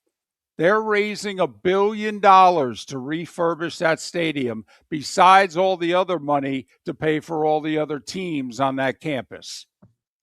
Your roof is your home's first line of defense. At Pelican Roofing of Florida, Ronnie John and their team bring years of experience to protect what matters most, your family and your business. From residential repairs to large-scale commercial roofing, we deliver honest work, fair pricing, and quality you can trust. An upgrade on your roof can lower your insurance costs. Don't wait for a leak to turn into a disaster. Call the experts at Pelican Roofing today. 1-866-9-PELICAN. That's 1-866-9-PELICAN. Online at pelicanroofingcompany.com. FloorMeisters.com. CCC 1332512. Floormeisters just doesn't sell Cortec and carpet. They also sell a lot of wood. And what better time than now to stop in and see the nice folks at Floormeisters for some new hardwood for your home? With white oak wood starting at $4.99 a square foot, that makes it affordable for everyone. With 10 colors to choose from, they have a color for everyone. So stop in, 6281 Naples Boulevard, right next to Costco, or go to the web. It's floormeisters.com. Floormeisters.com. Floormeisters, just keeping it real. Mark Miller for Sleep Treatment Direct. They are helping me with sleep apnea. And by helping me, I mean curing me. No more CPAP machine. No more snoring. No more tossing. No more waking up exhausted. Their expert team got me the right treatment, fast and hassle-free. If you want to feel energized and get rid of your snoring, call Sleep Treatment Direct today. 444-1741. That's 239-444-1741. Sleep Treatment Direct. Sleep safe and sound. If you're a business who targets men, please know there is no better and more economical way to reach your target audience than us at Miller & Moulton. So let us help you make money. You can reach out to Mark at that Mark Miller or me at the David Moulton on X, or text us at 21,000. We have a proven product, a good reputation, and lots of quality segments that we can attach your company's name to. Miller & Moulton, we're like that old pizza box. You've had the rest, now try the best. Miller & Moulton, millerandmoulton.com. This is Miller and Moulton.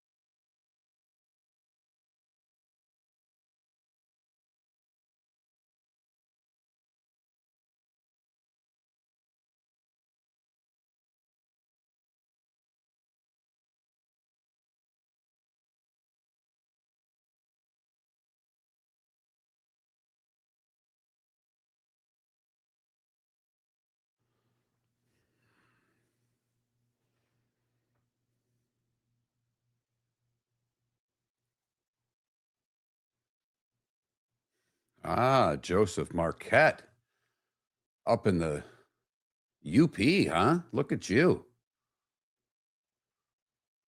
Stays light till what, about 10:30 up there right now? I've been looking at a trip up there. I think I'd actually like to fly into like Duluth and then do the UP that way, and then pay someone to drive over the bridge for me, because I ain't doing it.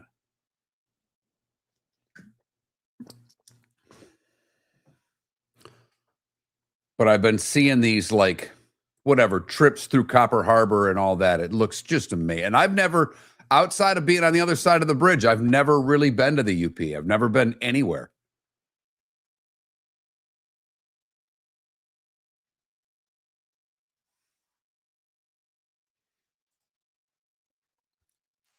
laugh just how different my wife and I are. She is the most organized. She was a goody two shoes, and she is the most organized human in the world.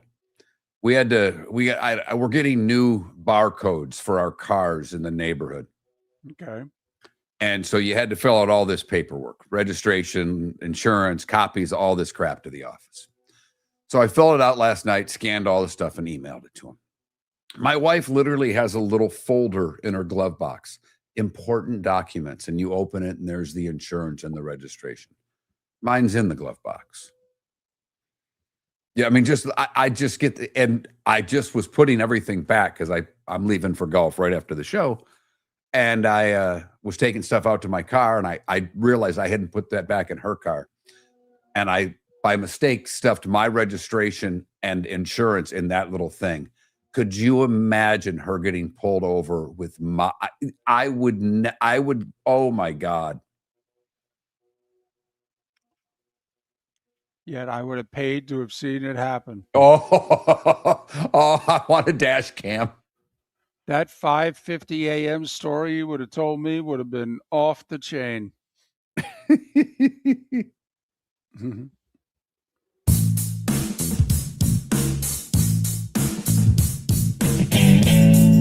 Welcome back to Miller and Moulton. Text the guys what's in your mind at 21,000. That's 21000. And now, here's David Moulton. 21 minutes past the hour. Good, bad, and ugly. What's on tap? Today was the day when. Some final thoughts, a pick or two, all coming up here on Miller and Moulton. 29 and 40, 29 days to the college football season, 40 until the NFL, 11 until our fantasy football summit. That's on Tuesday the 11th. Sign up at millerandmoulton.com. Dr. Roto, you. Lots of fantasy talk, cheat sheets, dinner, chance for a drink or two. millerandmoulton.com. Tuesday the 11th in Fort Myers. Sign up. Hope to see you there. What he said. Right there. So I guess one more thing, man. This is like a team that's trying to, this is like the NFL leaking out news. And I think one of the new guys in charge of the PGA Tour had worked for the NFL. But we're finding out like a tournament a day, Mark, that's making the varsity cut, if you will.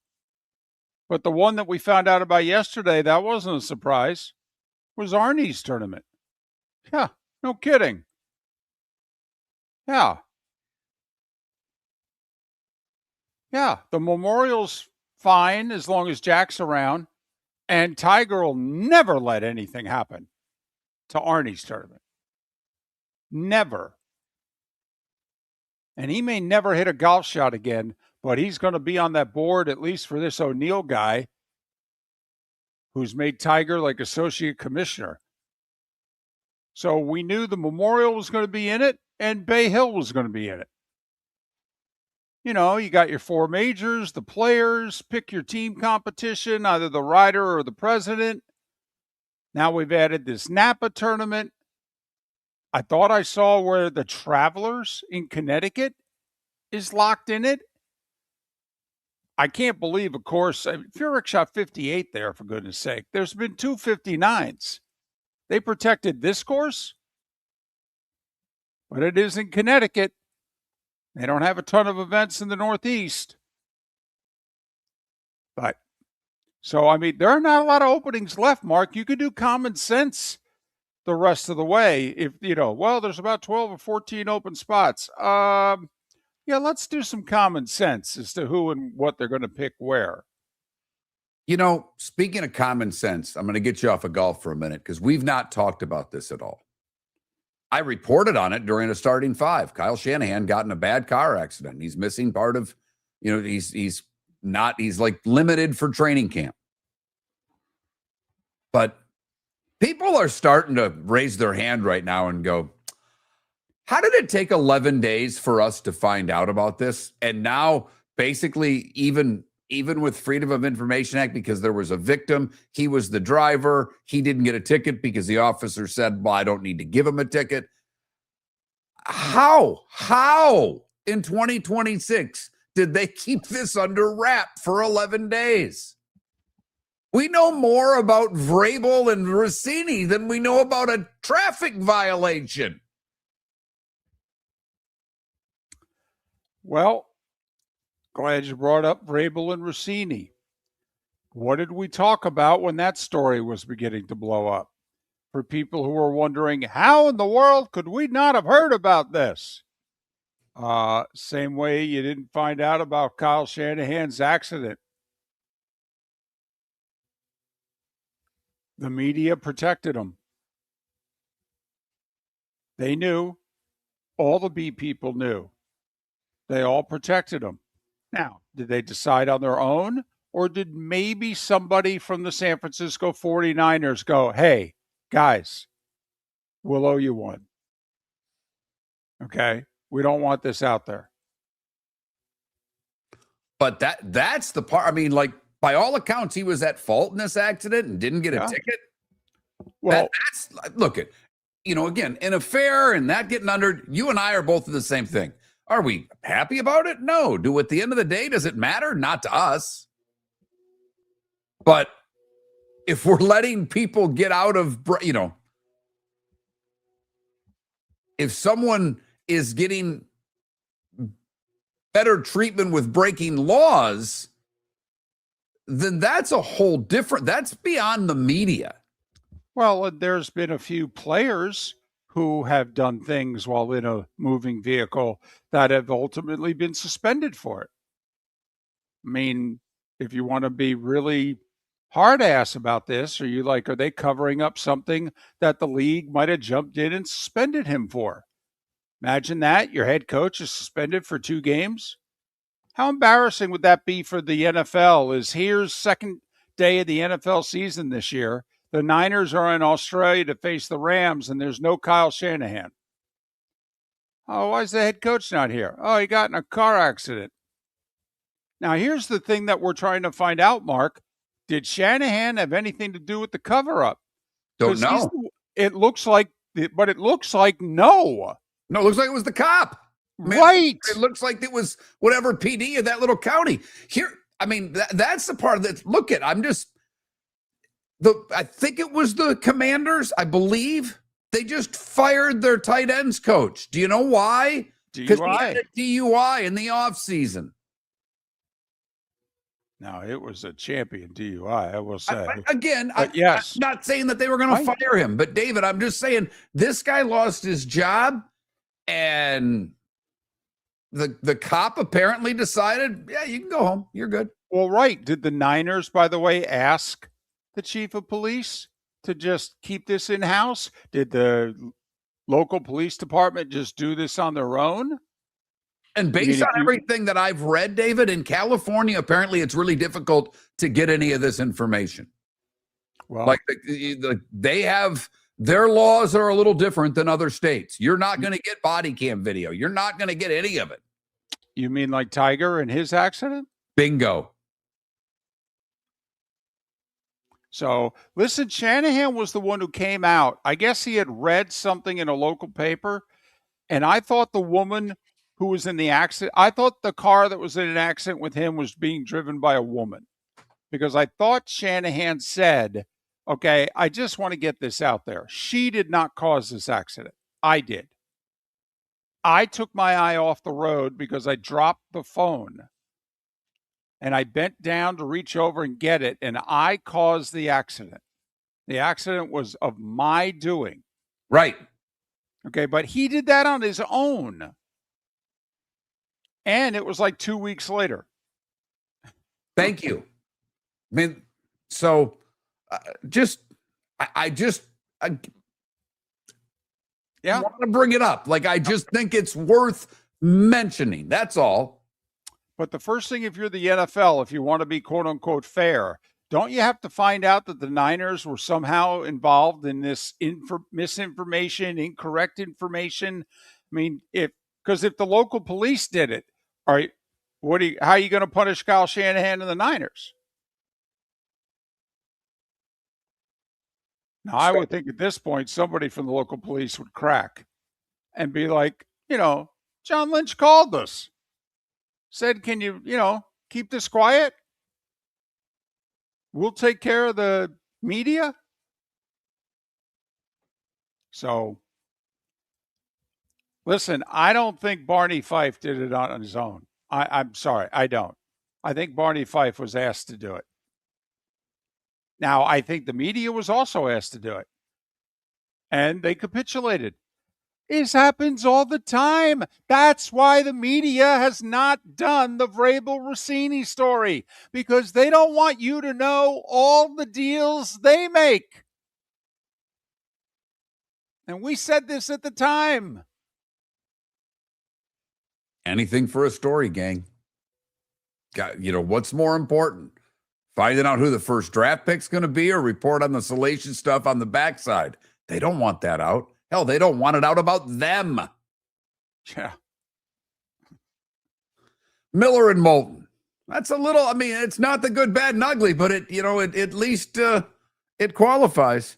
We'll do that next. Today was a day when the good, the bad, and the ugly, what's on tap. To finish the week, Miller and Moulton. Mark Miller for Sleep Treatment Direct. They are helping me with sleep apnea. And by helping me, I mean curing me. No more CPAP machine. No more snoring. No more tossing. No more waking up exhausted. Their expert team got me the right treatment fast and hassle-free. If you want to feel energized and get rid of your snoring, call Sleep Treatment Direct today. 444-1741. That's 239-444-1741. Sleep Treatment Direct. Sleep safe and sound. The Cape Coral Police Department is growing, and they want you to be a part of it. They're hiring new officers. Starting pay is between $74,000 and $90,000, depending on your experience. And with a $10,000 hiring bonus, you could be making $100,000.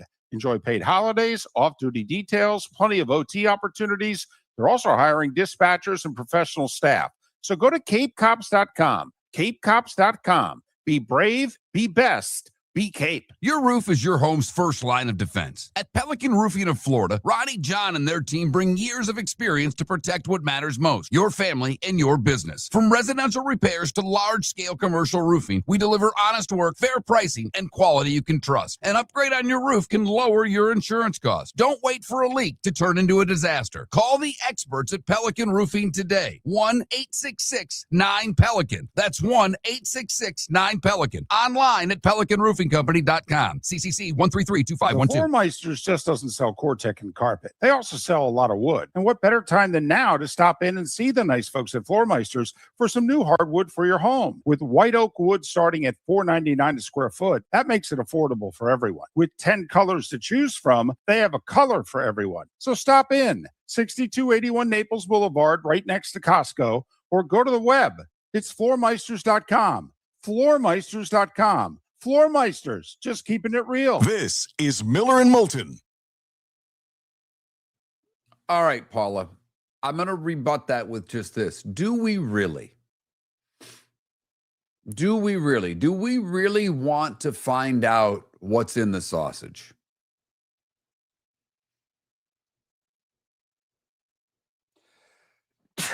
Excuse me.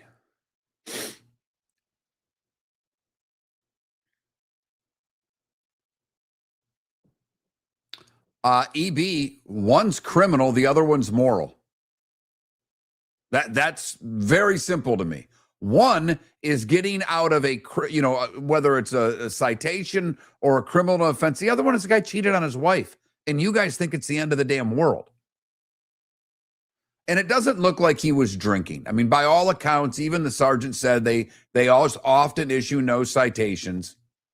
But we're never going to find that out because there was no, if they didn't do a test then, you can't do anything now. It was 2 weeks ago.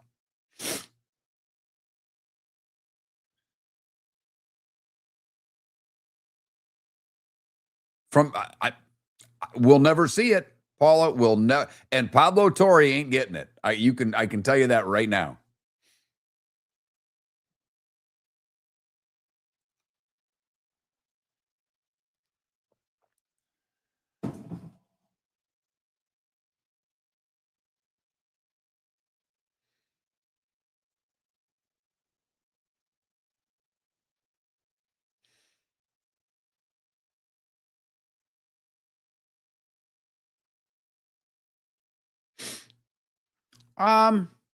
For every person, I don't know. In Palo Alto, I don't know, Paula.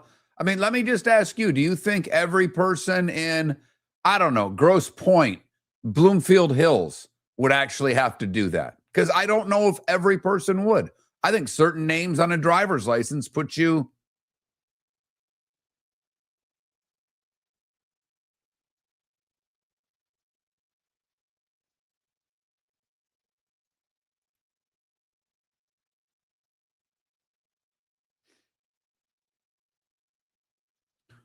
Well, Paula, come on now. You know we don't have fairness in this world. I mean, come on now. Let's all be adults here. There is not fairness in this world. There's no such thing. There never has been. Rich people, famous people have been able to do things that others can't. That's from the beginning of time. What about Stevie Y? What did he do? Stevie Y question mark. What's the question, Sonny?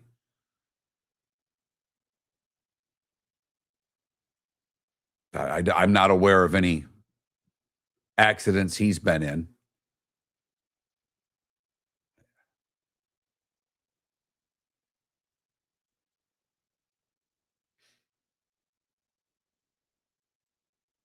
Paul, I appreciate you giving me all the facts of this. I don't know what I don't know what it is you're expecting. That's all.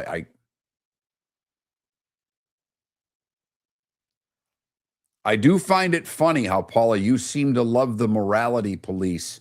You don't love it as much in Ann Arbor, but you love the morality piece and you're still a big sports fan. It's tough to do that. Because he wasn't given a ticket, EB. It's common knowledge. It's literally in every article. That's how we know. It didn't get thrown away.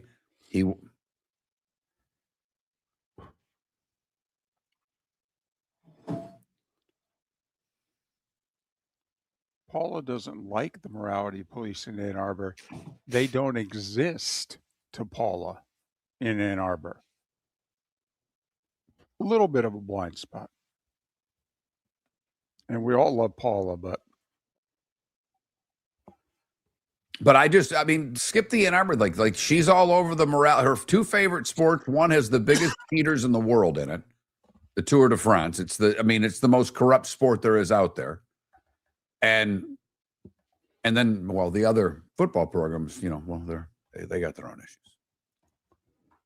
But you love sports and one. Welcome back to Miller and Moulton. Text the guys what's in your mind at 21,000. That's 21000. And now, here's David Moulton. 22 minutes until we're done. Final show of July, final day of July. When we're back at you on Monday, it'll be August already. How about that? And the magic numbers will be in the 20s and 30s. How about that? Right. I mean, when we're in August, David, that means, there will be games. That means there will be games that count in the month of August. I mean, you may not love the games that are being played, and I don't just mean you, David. I mean everybody. But the fact of the matter is, once we get to August, we've got games that matter. So we're getting there, if you know what I mean. We're getting there. Time to get here. It's that time again, nearing the end, but not quite there yet. Here's Mark Miller with Today Was the Day When.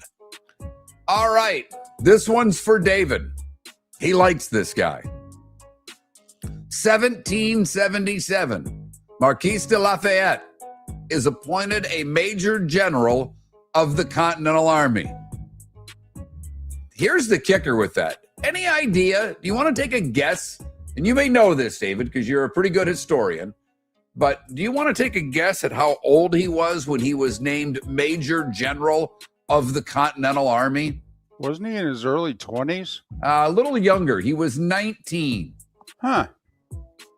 And we got a bunch of octogenarians running our world right now. Pretty scary. It is just, it's one of the things that amazes me, David. It really does. All right, we jump way ahead, all the way to the year I was born, 1969.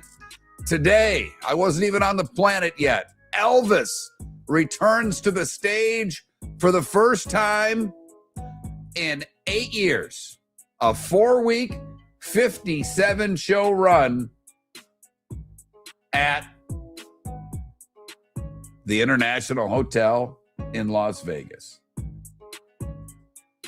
Was that the first residency?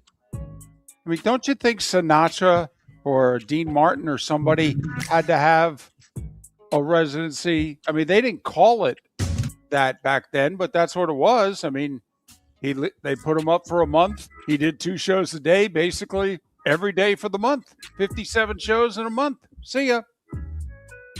Right. 71, we had that singer-songwriter thing going on. James Taylor's You Got a Friend hits #1 in the U.S. Today in 75, Hoffa reported missing. Tony Jack and the boys took care of that in Detroit.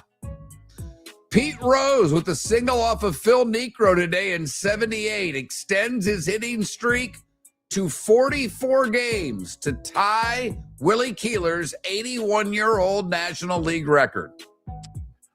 And what's remarkable is in the 48 years since, no one has even tied it. I think, was it Molitor, Santiago? Did one or both of them get to like 39? But I don't think we've had a 40-game hitting streak since Rose. Today in 81, the midseason baseball strike ends after 42 days, caused the cancellation of 713 games. They come to an agreement on free agent compensation. I was caddying for the manager of the Yankees when it happened. He was playing golf at the country club I caddied at, Gene Michael. I had a Mets t-shirt on. Oh, that a boy. Yeah, that you could you could wear. I mean, you could dress. I mean, I understand you didn't have to wear a golf shirt. You could wear a team T-shirt and loop. You didn't have to wear like a caddy outfit or a bib or something. They didn't provide caddy outlets at all, and the only thing we couldn't wear was shorts. Huh? Interesting. Yeah, but I wore a Mets T-shirt. We had no idea he was coming to play that day because that affected my tip. He was not happy that I had a Mets T-shirt on. I'm like, I didn't know you were coming. The last Playboy Club in the U.S. closed today in 1988 in Lansing, Michigan. My buddy's mom worked there at one point in her life. I love Cher. She was a great lady. Miss her. 1995, Disney announces the acquisition of Capital Cities ABC for $19 billion. Now they had Disney, ABC, ABC Sports, ESPN, and ESPN2. And today in 2012, Michael Phelps becomes the greatest medal winner in Olympic history, winning the 4x200 freestyle relay, his 19th career Olympic medal in 15th gold. David, the reason you do sports, Kurt Gowdy, along with 2 that went too early, Kevin Green and Jose Fernandez, would have all celebrated birthdays today. There's some I put on this list that I was questioning whether I did it, but I did it anyhow. Leon Durham, Bull Durham, he's 69. Bill Berry, the drummer from REM, is 68. So is Mark Cuban. Dale Hunter, 66, hockey player that is.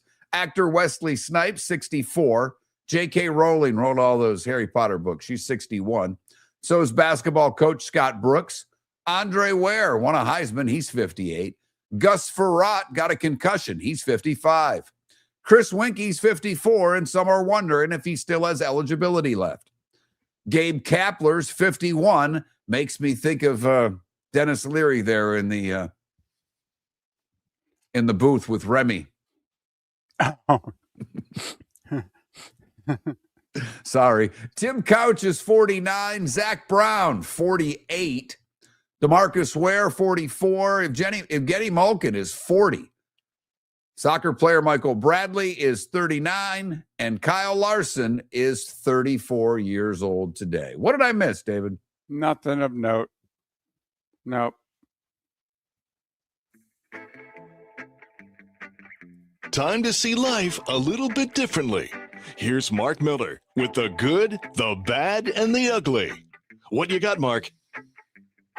For the good today, we go to North Fort Myer. Hello. Where 1st Precinct Deputy Kirby responded to a home for a wellness check and found a resident not experiencing a medical emergency, but discovered the man's home air conditioning had failed and it was 90 degrees in the house. After learning he could not afford to replace the unit, Deputy Kirby went to the Home Depot and talked to manager Pete Flatler, Kirby, and another deputy, Deputy Drummond, delivered a new air conditioning unit to the home, and the three of them installed it for the elderly person. Wonderful. For the bad, we go to St. Petersburg, Florida, where FWC arrested 2 men, a Ronald Ciazon and a Christopher Monroe. Months-long investigation.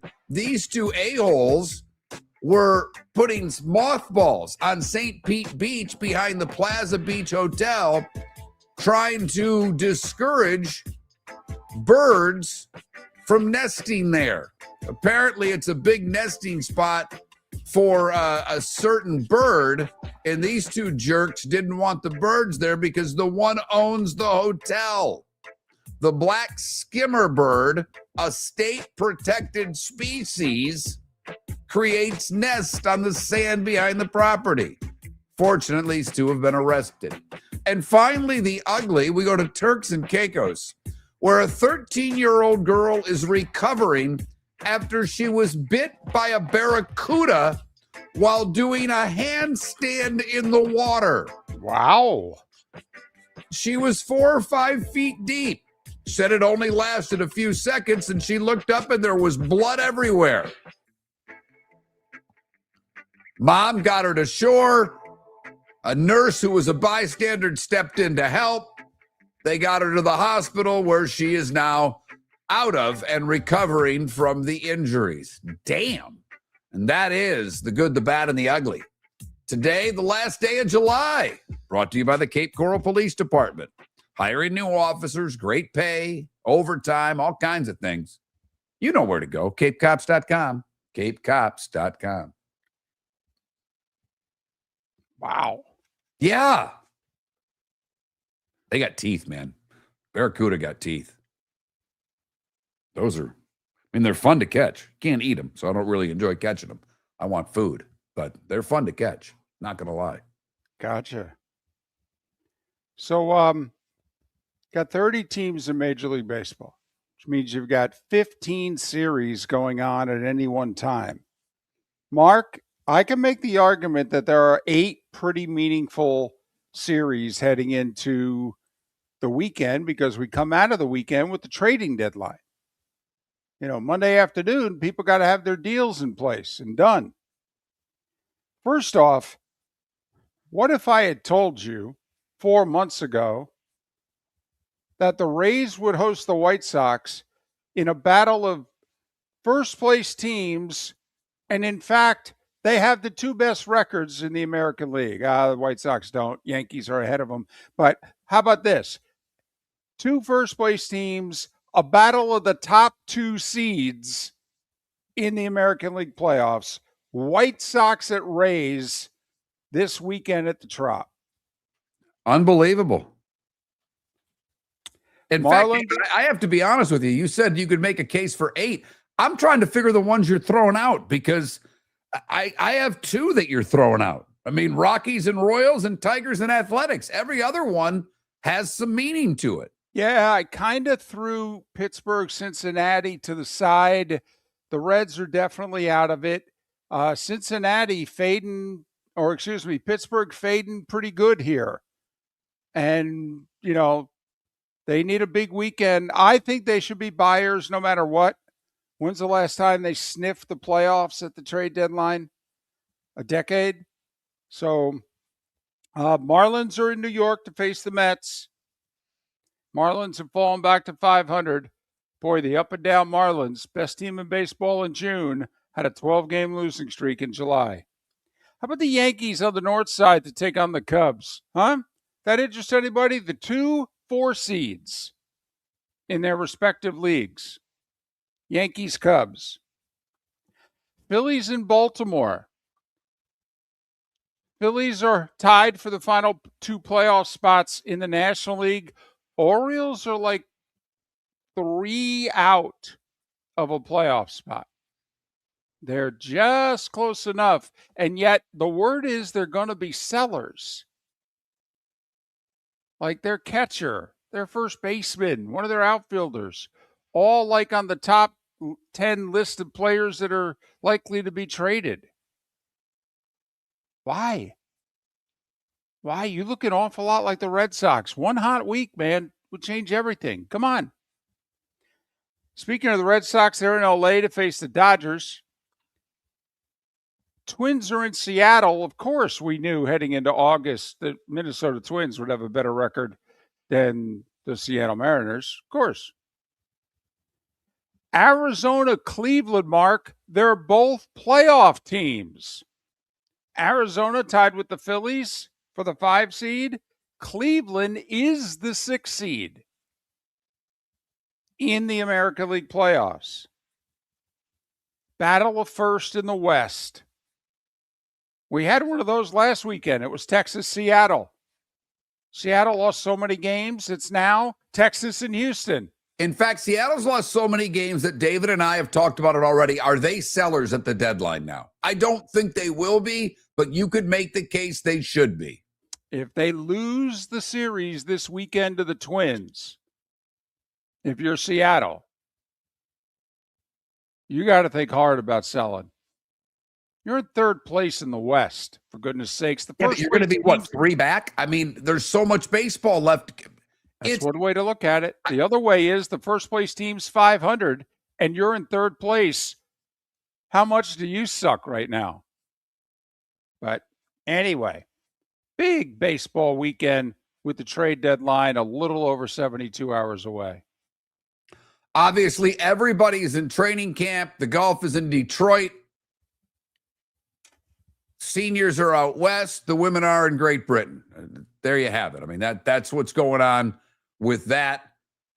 And the Fantasy Football Summit, a reminder, it is August 11th, the Doubletree in Fort Myers and Bell Tower. Sign up, millerandmoulton.com. Dr. Roto on hand. We provide you dinner and all the fantasy information that you need to win your league. millerandmoulton.com. I believe it's the 7th annual Fantasy Football Summit. Fun event. So there. We'll be back Monday. And if the Marlins are sellers, we're attacking. If the Rays haven't bought yet, we're attacking. We will be like that barracuda on the beach on Monday unless some damn trades happen. All right? Can't handle wait until the last minute with this sucker. Miller and Moulton, enjoy your weekend, everyone. We'll be back Monday morning, 6 a.m. Thanks for listening.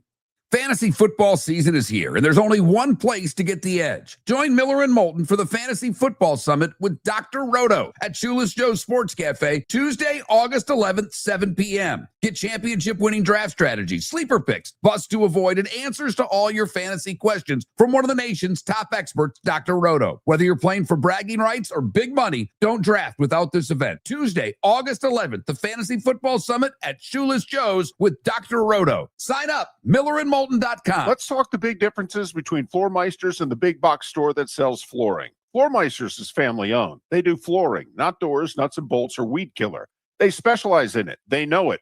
Floormeisters backs their installer. So if there's ever an issue, good chance the boss, TJ, will come out and make it right.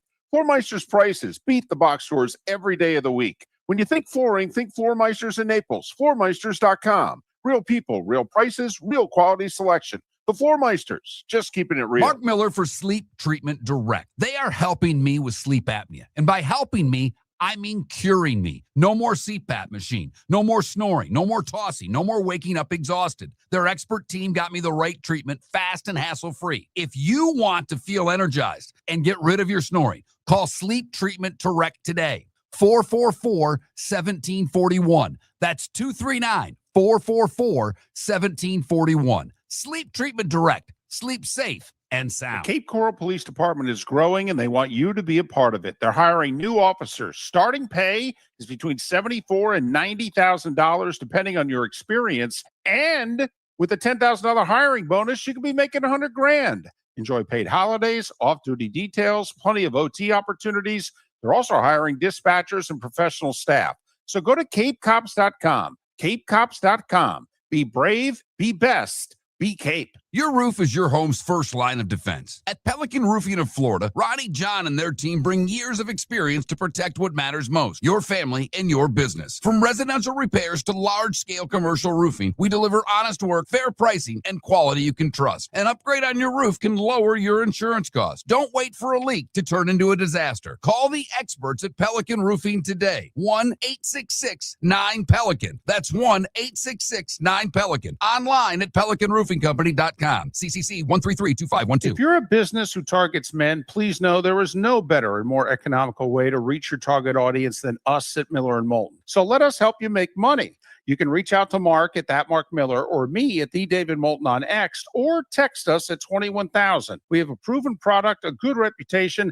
and lots of quality segments that we can attach your company's name to. Miller & Moulton, we're like that old pizza box. You've had the rest. Now try the best. Miller & Moulton, millerandmoulton.com. This is Miller and Moulton